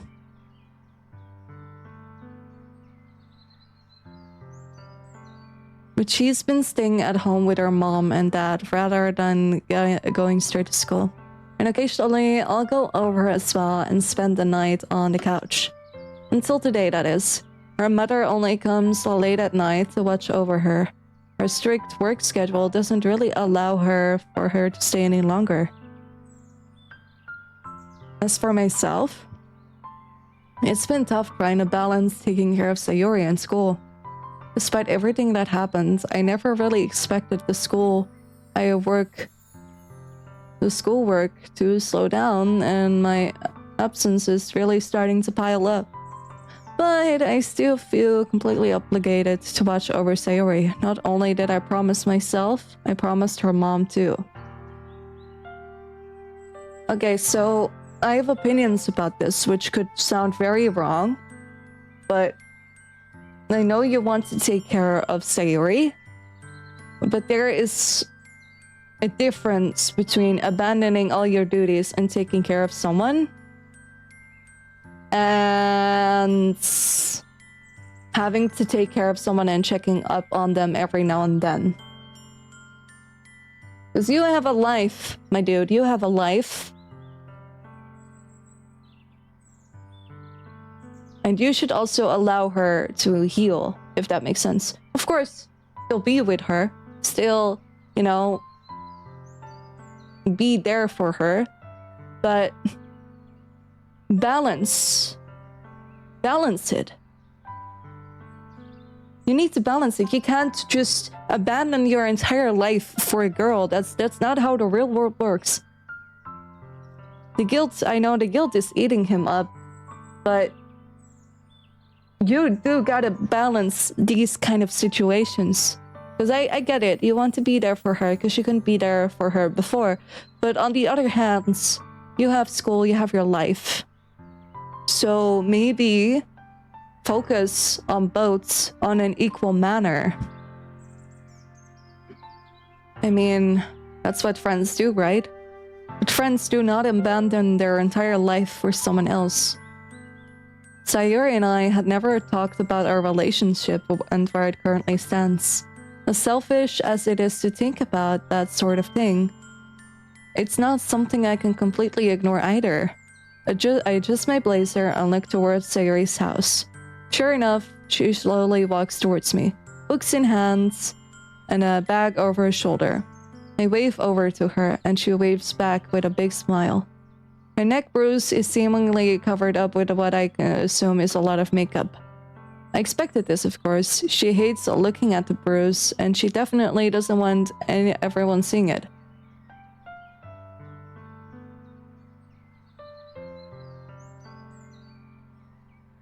Hey, Sayuri, glad to see you. You're bright and early, ready for your first day back. Ready as I'll ever be. Her enthusiasm still feels strange to hear. I know that she's still hiding it, but I think she knows that too. And yet she keeps it up. I don't understand why at all. Okay, heads up regarding the stream. I will be streaming for about 45 minutes more, and that's the max I can do. Because I gotta cook some dinner, I wanna clean the house a little bit, and I promised to spend the evening with some friends. So you'll get like 45 minutes-ish, and that's the best you'll get out of me today.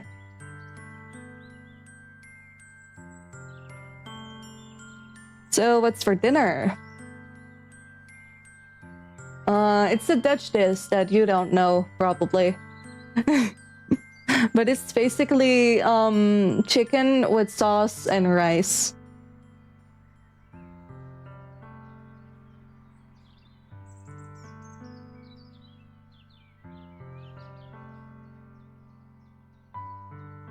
I don't even know. Is there a Dutch translation for it? I don't know.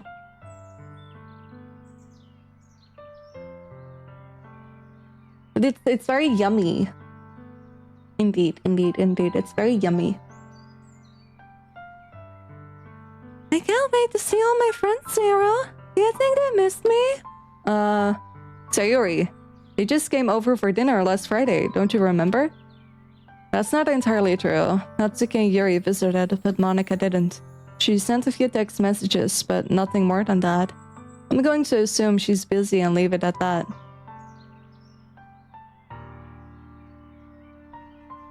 Yeah, I guess I forgot.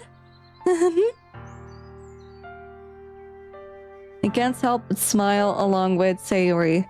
It's really nice to see her smile. Always a welcome sight when compared to how things were a week ago. As we make our daily commute, I spot a few more students also making their way towards school. As Sayuri's eyes frantically dart around, she quickly grabs my arm and intertwines it with hers. By the way, so close to 1K, how are you feeling about it? I'm feeling very good. I'm very, very, very excited, honestly, because I can't wait to release this song. I wrote it myself. And it's a special kind of, well, song towards this amazing community that I have. So I can't wait to reach it and actually let you guys hear the song. Unfortunately, I do know that when I have to release the song, I won't be able to sing it because of my throat. But when I get back after surgery, I'll definitely sing it, and I'll probably do some karaoke to celebrate it. And for those who, by the way, don't know and are new here, I have surgery probably somewhere at the ends of January, beginning February. Could be longer at the end of February. I don't know. But after my surgery, I will not be able to stream for 5 weeks because I am in recovery. So I will go on a small hiatus, or rather a small mental, basically a physical health break. And then I'll be back with an amazing singing voice that I can't wait to use.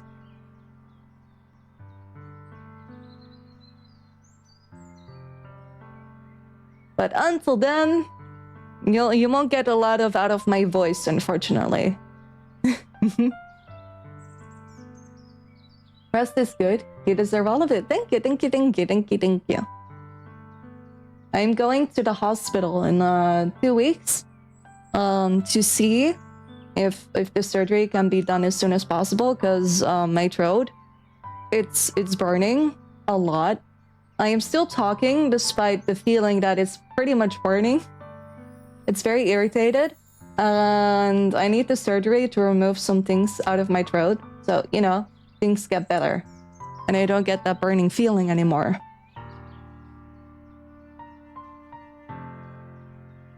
She suddenly pulls me closer, nearly making me fall. Sayuri, you alright? She only nods as she walks closer to me. What could she be afraid of? Does she think everyone in school knows what happened? I doubt Monica would outright go and tell everyone about it. I'll be alright, Sayuri. Oh, I'll be alright, Sayuri. I got you. Oh, Oopsie. Sayuri and I stop at our school entrance and notice a familiar face not too far away from us. Oh, Sayuri. I didn't expect to see you here today. No, not that I didn't think you'd come back to school eventually, and good morning, Yuri. Sayuri rushes over and gives her a tight hug. Yes, I'm here now. I'm feeling way better. Oh, well, that is wonderful to hear. Should we be expecting you at the club today? Of course, the club needs its vice president back. Yuri giggles slightly. Of course, it hasn't been the same without you, Sayuri. You've been doing okay now, right? Huh? What do you mean? You know, life in general, I guess. How are you feeling? I'm okay, I guess. That's great! Hearing you okay makes me feel okay. Sayuri gives Yuri a sad smile and looks off towards the school entrance. What is she thinking right now? Is it possible she could still be feeling burdened by everything that's happened? Or maybe she's scared to face Monica, because I would be too. Did we push her to come to school too fast? I mean, she's the one who insisted she start today, but now I'm having doubts. Sayuri wanders off to look at some flowers in front of the school building. Hey, Zero, I know what you might be thinking right now. She says in such a weird tone, it's almost like she's reading my mind or something. You do? Sorry, that probably sounded weird. I know you're really worried about her right now, but I think you should believe in her a little bit. It's the best you can do for her right now. I glance over at Sayuri, who is looking at all of these surroundings around her. It's weird, because they're the same objects we've passed by every single day. She appears to be disoriented. Like she never imagined she'd see these places again. She'll be okay, Zero. I'll be here for her as well. Well, I'll be here, just in case. Thanks, Yuri. See you at the club? Yuri nods and waves goodbye to Sayuri and I before heading into the opposite direction. I walk back over to Sayuri, noticing that she remains deeply engrossed in her reflections.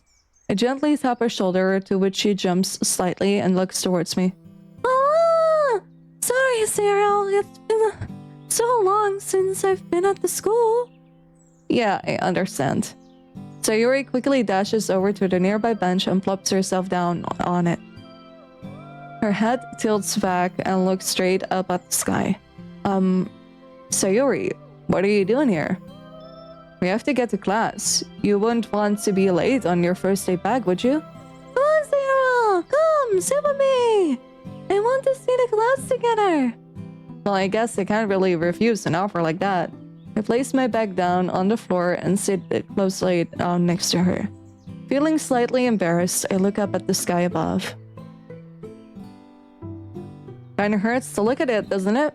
Yeah, but it sure is worth it. The sky is quite nice, but it's not really anything special.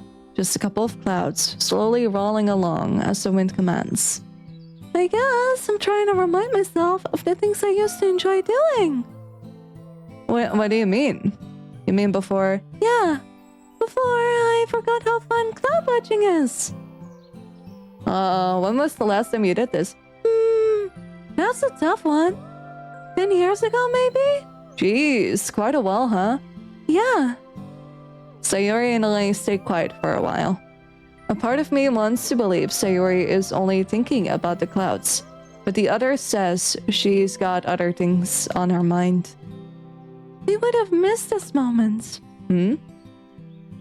Sitting here with you, watching the clouds. I'm glad I'll be able to share this moment with you, Sarah. But I'm still not sure. Hey, I'm glad to be here with you too. This is fun. Though, I'm thinking I'm going to need an eye exam after this. Sayuri giggles and moves her head back up. You always know how to make me laugh, don't you? Oh, well, everyone does say it as one of my charming attributes. Really? Who says that? Not important. How about I walk you to class before you're late? Sayuri laughs loudly and intertwines her arms with mine. You're too funny, Zero! Now please take me to my destination, Mr. Butler! I pull Sayuri slightly closer to me and help her with her bag and books. As you wish, Your Highness.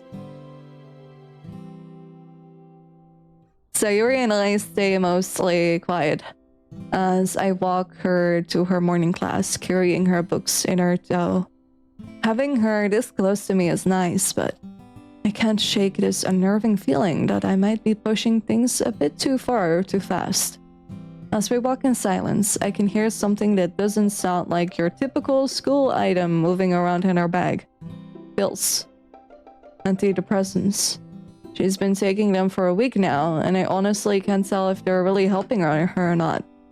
Some days, she seems like her old self again, and others, not so much. I know a week isn't really enough time for these things to take effect, but I can at least hope a little bit. Alright, Sayuri, Princess Sayuri. Your first stop of the day, calculus. Aww, the absolute worst! I didn't miss this class at all! Oh, same. I do not miss calculus class. Some students passing by mumbled to themselves, almost as if they agree with Sayuri's sentiment. Well, hey, I'm not tech whiz, but I'm always here to help you out. I promised I'd help you with all your missing assignments, remember? What about your classes? You can't let your grades fall because of me either. I agree. Even Sayuri agrees that you shouldn't haggle too many things at once. You should find a balance. Based Sayuri. Trust me, I'll be fine. I've got it all up here, see? I point my finger to my head, which makes her smile. Okay, I trust you then, Sarah. See you at lunch? Yep, I'll meet you there before then. Have a good morning. Based, absolutely based. Rule number 1, the pills don't make you happy. They help balance the chemicals. So they feel like they don't do anything. Don't compare how happy you are. Compare how often you feel empty. Exactly. True to be told, my grades have never been this bad since, well, never. Missing 1 week of school means missing like a month's worth of assignments. But I'll catch up. Sayuri is just a priority at the moment. Oh my god. Bye. That is not gonna help her in the progress, you know. If you haggle too much.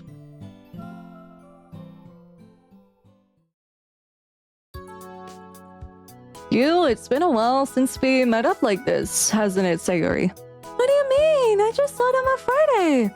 Psst, that doesn't really count. This is the literature club. Plus, you didn't even remember that until I told you this morning. Oh, yeah. Come on, Sayuri. Let's join the others. Hello, everyone. Huh? Oh, Sayuri, you finally decided to come back, huh? Hello again, Sayuri. I hope you're having a lovely first day back. Hey, Sayuri, I haven't seen you in quite some time. Glad to have my trusty vice president by my side again. Let me take a moment to appreciate this background music.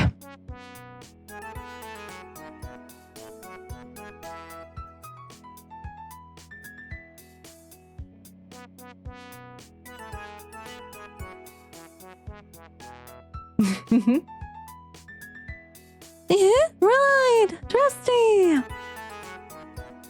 Aww, you made her uncomfortable. Oh. And I'm here too. Hey, guys. Oh, thank you for the follow. Okay. Hold your applause. Hey, we're just messing with you, Zero. No need to get all twisted. We were? Hell no, everyone. Let's all calm down. We don't want to overwhelm Sayuri on her first day back, do we? Right. Well, welcome back. Thanks, guys. I'm glad to be back. And I'm sure Zero is very glad to be back, too. Hello, Ben. How are you? She says this in a way that makes me blush. Just like my first day here, being surrounded by a bunch of pretty girls isn't exactly something I expect myself to get used to. Well, of course, I miss these club meetings, if I'm being totally honest. You sure that's the only reason? I feel my face get hot. Yeah, I'm sure. Don't pester me about it. Man, all boys are the same. Speaking of, anybody else find it weird that Zero is the only boy here? No, really no. And voice acting is amazing. Thank you. I'm not using the full capacity of my voice acting right now, though. I need to limit myself. And besides, Zero grew fond of this place after all. Isn't that right? I'd be lying if I said I didn't find newer appreciation for poem writing and stuff. So yeah, I do like hanging out here with you guys. It's fun. Well, I'm glad to hear that then. Zero, I was worried you were still iffy about the club.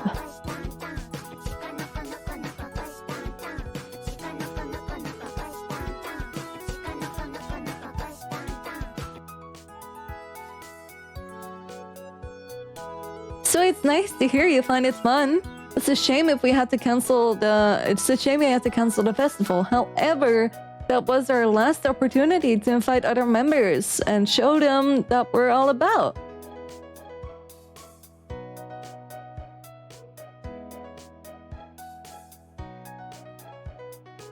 Well, I felt copy-pasting. So Yuri visibly sinks down, looking like a scared puppy. It's all okay now. Honestly, I feel like the club works perfect with the five of us. Yeah, you're kind of right. It kind of feels like one happy family, right? This game is like a horror game, no? Yes. Yeah. But more on the psychological side. I wouldn't say it's a horror game. I would say it's a psychological horror game. Because it's more on the psychological side than on the horror side.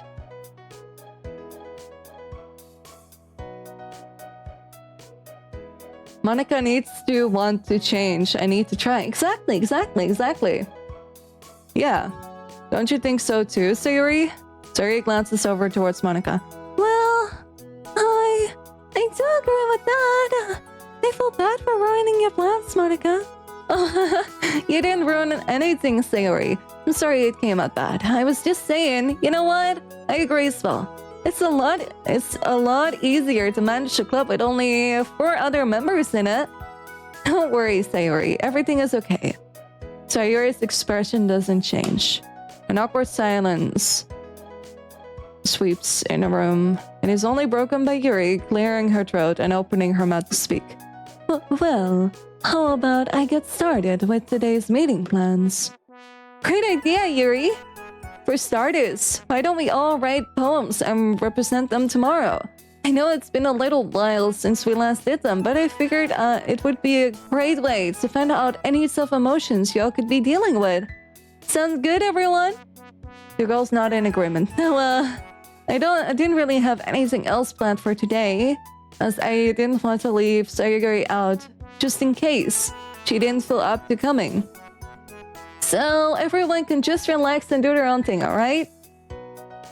Natsuki shrugs and walks over to the closet. Yuri awkwardly walks to the right room, only to clumsily walk towards the desk with a bag on it.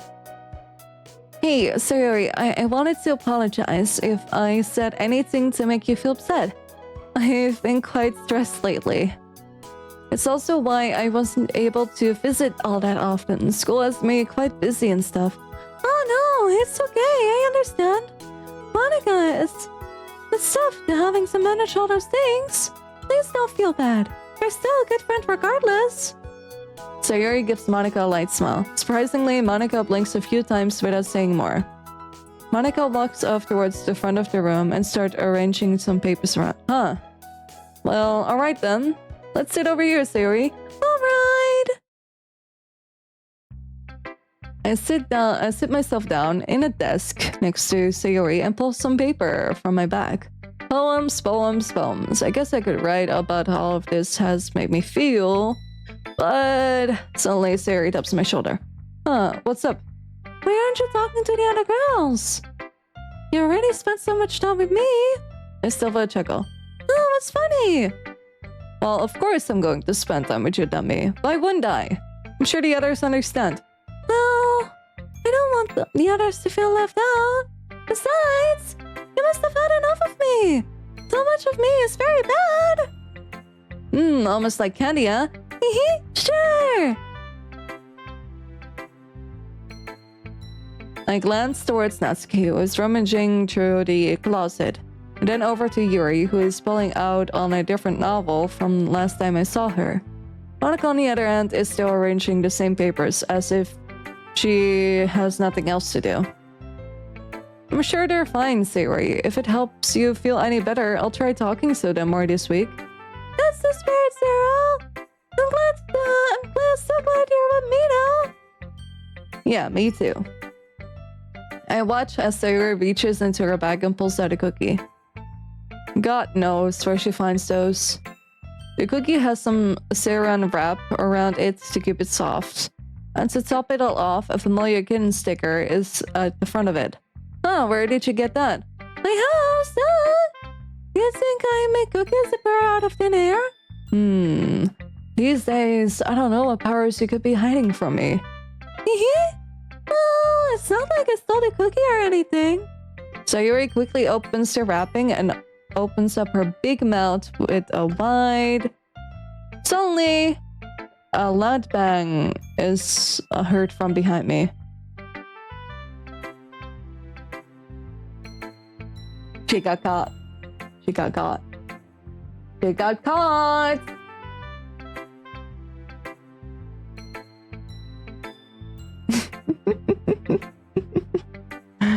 Hey, I've had 3 cookies in my bag. I've only got 1. I glance over towards Natsuki, who is looking straight at Sayori. Sayori, did you go through my stuff? Sayori quickly jumps out of her desk and runs out of the room. Ah, Sayori, give it back! Natsuki quickly runs after her. Her screams seem to echo throughout the entire school. Well, alright then. I guess I never took Sayori as the type to steal Natsuki's cookies. I'm left alone with Yuri and Monica, with the silence only being broken by Natsuki's and Sayori's antics. They're quite something, aren't they, Yuri? Yuri looks up from her book. Look almost disappointed to be interrupted. Sure. I guess so.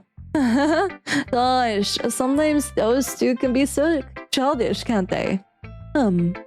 Well, if you had mentioned this opinion when we first met her, I'd agree with you. But, I think Natsuki is a lot more mature than she makes herself out to be. Really? I never would have guessed that. I disagree as well, honestly. I mean, sure, she can be a little childish, but it's got charm to it. That goes for Sayori as well. Alright, I give. To be fair, Sayori is my vice for a reason. What would that reason be? Monica fidgets a little before scratching her head. Well, it's actually a bit of a private matter. Really? Why would something like that be private? I'm pretty sure Sayori would like her privacy to be respected. You could try to ask her about it. Monica suddenly looks more annoyed. So sorry, I'm just not ready to break her trust. Yuri and I share concerned glances with each other. Alright then. Monica returns to her desk and strangely starts rearranging the same papers as before. Is she feeling alright? Yuri awkwardly sits herself down in her desk and gets ready to open her book. Hey Yuri, what are you reading there?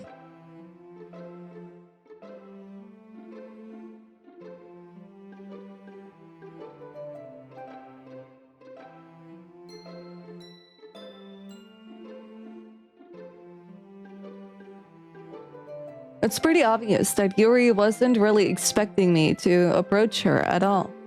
But I'm this far in, so I might as well keep going. Sorry, I didn't mean to scare you or anything. No, you didn't scare me. I was surprised you came to me and, I'm sorry. Jeez, I really know how to make these interactions awkward, don't I? That's alright, Yuri. No need to explain yourself. You can see your book is about history. Yuri glances over. Yes, it's a German soldier from the Second World War. Interesting. I honestly thought you were all about horror and stories and nothing else. Yuri suddenly looks slightly offended and looks away. I read other genres too.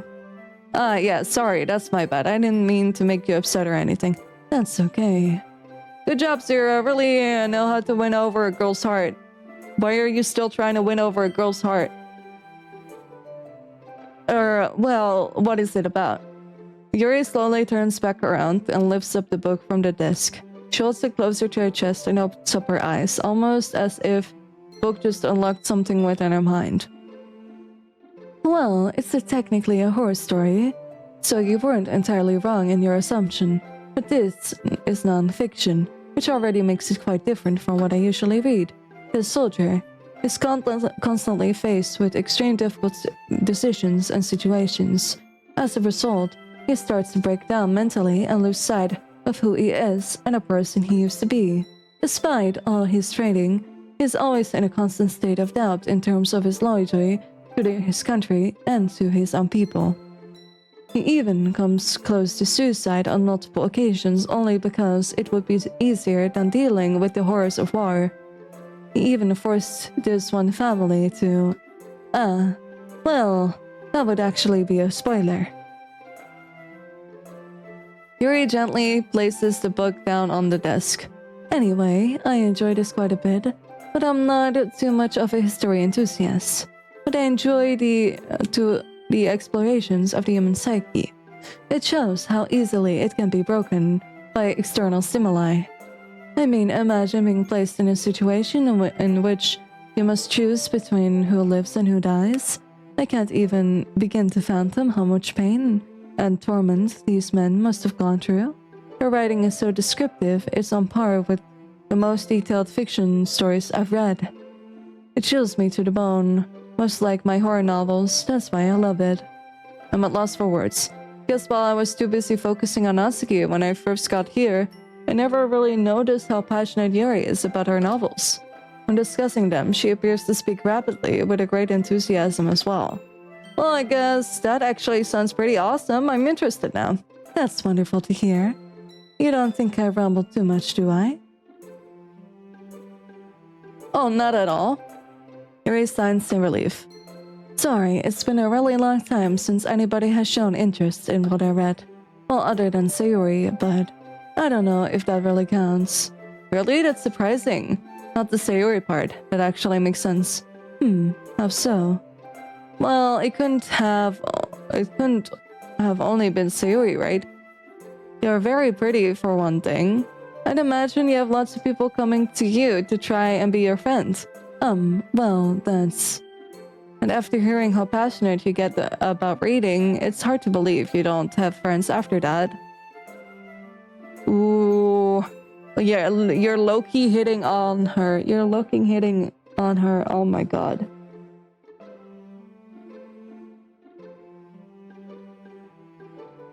Yuri suddenly starts fidgeting with her hair and looking back and forth frantically. Yuri, you alright? I'm sorry, will you excuse me for a moment? Yeah. Yuri suddenly leaves the club room, leaving me alone with Monica. Hey, what happened, Zero? I don't know, she just looked really nervous and left the room. You didn't say anything to upset her, did you, Zero? No, I would never think of doing that. Good, glad to hear it.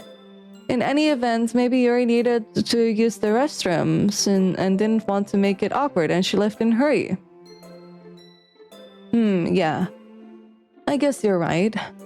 It just happened a little too suddenly, I guess. It happens, no need to worry about it.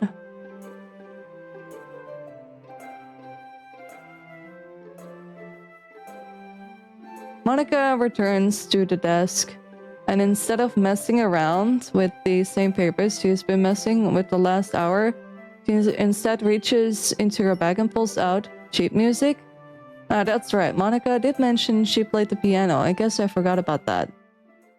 With that wink too, right? It's so sus. Around 10 minutes go by, and Natsuki and Yuri have both returned, looking quite out of breath. Yuri, on the other hand, still hasn't come back.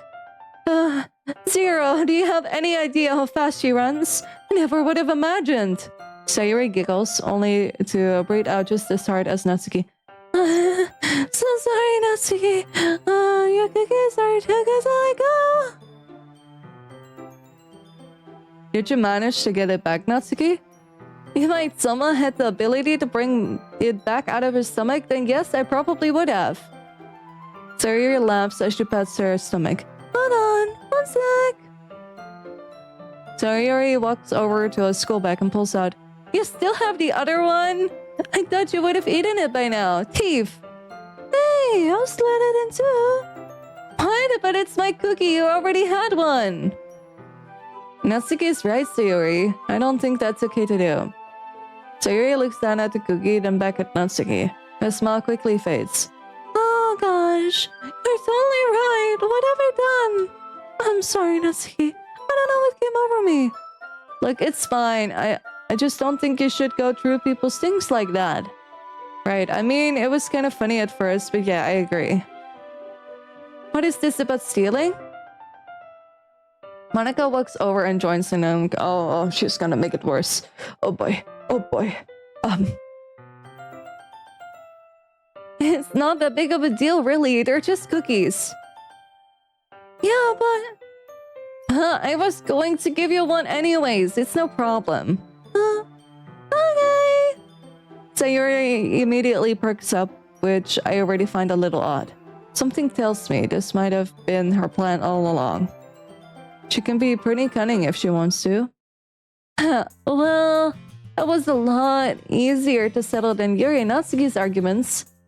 Speaking of Yuri, where did she go? She was here before we left. Oh, she had to use the bathroom, though it has been a little while. Zero, you know it's rude to point that out. Right, sorry. The club meeting is pretty much over and Yuri still hasn't returned. Like Monica said, I really shouldn't be questioning the amount of time a girl takes to do her business. But I don't know. Something didn't feel right with how sudden it was.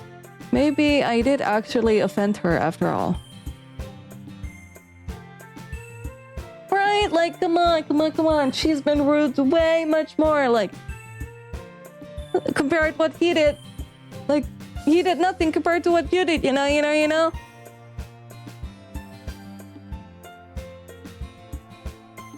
Okay, everyone, so the plan for tomorrow is we all share our poems about how we've all been feeling lately. Just let your emotions flow through the pen. And here's my writing sip of the day. It's important to talk about your feelings, but sometimes that can be hard to put in words. What you can do is to use whatever words come in mind and your feelings, and then try to form sentences with those words.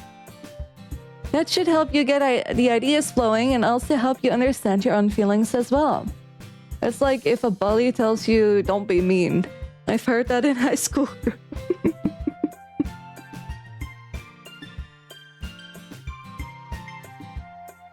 Thanks for listening! A poem about my feelings. Should be easy enough. Alright, ready to head out? Yep. Aren't you a bit worried about Yuri though? She's really been gone for a long time. I don't know, maybe she felt sick or something. Monica said she'll wait for her, so she won't be alone. So Yuri stays silent as we walk out of the club room together. She does seem worried, but I'm not sure why. Monica seems quite confident that Yuri is okay, but coupling... no. History. Monica seems quite confident that Yuri is okay, but coupling my own self-doubts and Yuri's concerns. I'd be lying if I said I wasn't worried either. But there's a whole lot I can do now. If anything, I'm sure Monica will be there for her. And that's exactly what Sayuri is worried about. Scene Club Day. Simply modify your character. Ooh, I nearly slammed my fist on the desk in frustrations. I wave my right hand in the air and hide the console from view. I don't get it. Why don't I have control anymore? Why are these characters acting differently? And now I'm stuck here trying to figure out what commands they still have access to. There has to be something I can do to halt whatever is playing out. At this rate, I'll... Yuri? I was waiting for you. She wipes her tears away and sniffles. Thank you. She silently and gracefully walks over to her desk to gather her things, without saying another word. Come on, this is your chance to put your plan into action. Take it. Hey, Yuri, Yuri continues to gather her things without stopping. In fact, she's actually starting to speed up. Well, I know you've been up to when you leave the club room. Is it the fourth time you've done this? Yuri suddenly stops. I'm sorry, Yuri, but I think I'm going to have to ask you to. The intensity of a single line of code slicing through my stomach is so profound that it nearly causes me to lose balance.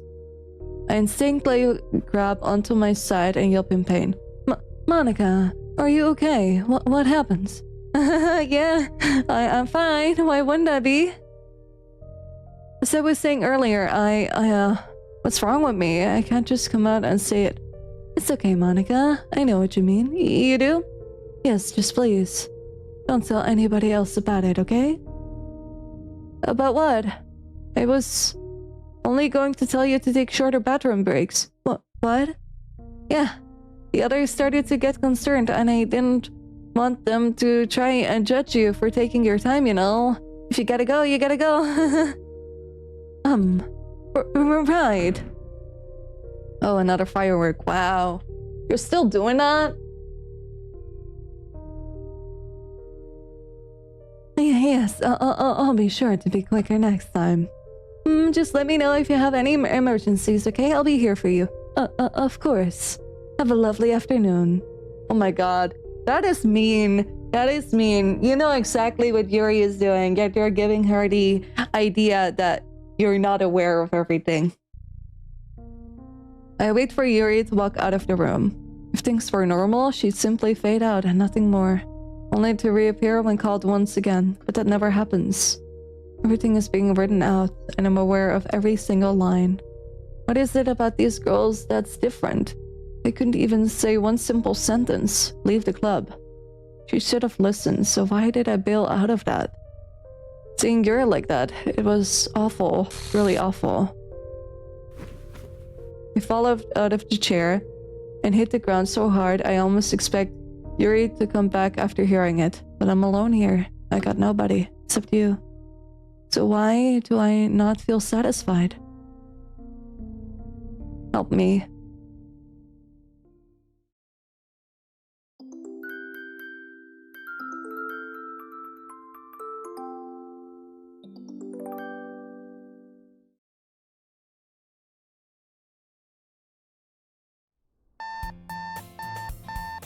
All right. Ooh, nice. There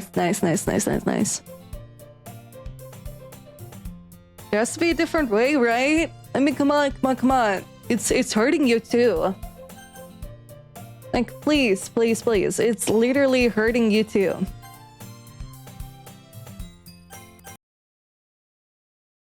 All right. Let me go here.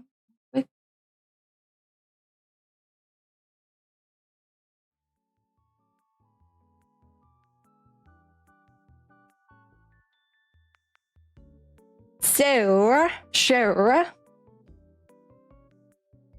It was very fun. I enjoyed it. I enjoy it as mod, honestly. Although it does anger me sometimes what the MC does, but when doesn't that happen, right? When doesn't that happen? It's part of Doki Doki Literature Club after all. No, but on a more serious note, I'm going to be continuing this mod on Friday. So starting from Friday, I will be playing more Doki Doki Literature Club mods.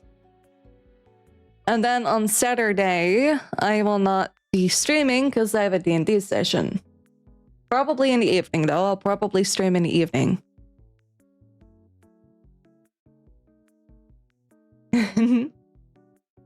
Anyhow. So, I'll be back on Tuesday with Undertale.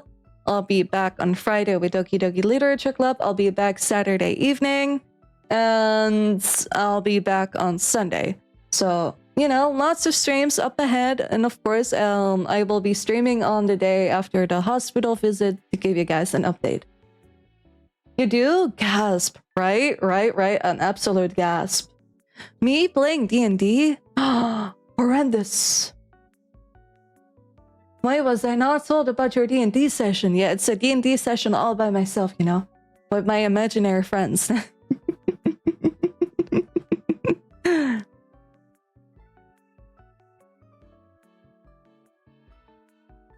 Yes, very much imaginary friends now. But on a serious note, guys, I'll be back again on Tuesday. So please be looking forward to more Undertale content. Thank you for the headset. And well, we are getting slowly closer to 1K. This one is lying, by the way. Don't trust that one. But the current count is 915 followers, which means that we are, if I'm correct, 85 followers away. Nice. We are getting there. We are absolutely getting there. We are getting there, exactly. Slowly but surely. So thank you all again so much for watching this amazing stream. And for, in the future, thank you for watching this VOD. I appreciate y'all. And remember to hydrate, remember to grab a snack, remember to do a posture check, remember to stretch, remember to wiggle those toes, and remember to keep the blood flowing, and remember to grab a blanket if you are cold. So please take care of yourself. That is most important. And I will see you guys again on Tuesday. I hope you all have a wonderful weekend. And may you all have an amazing day.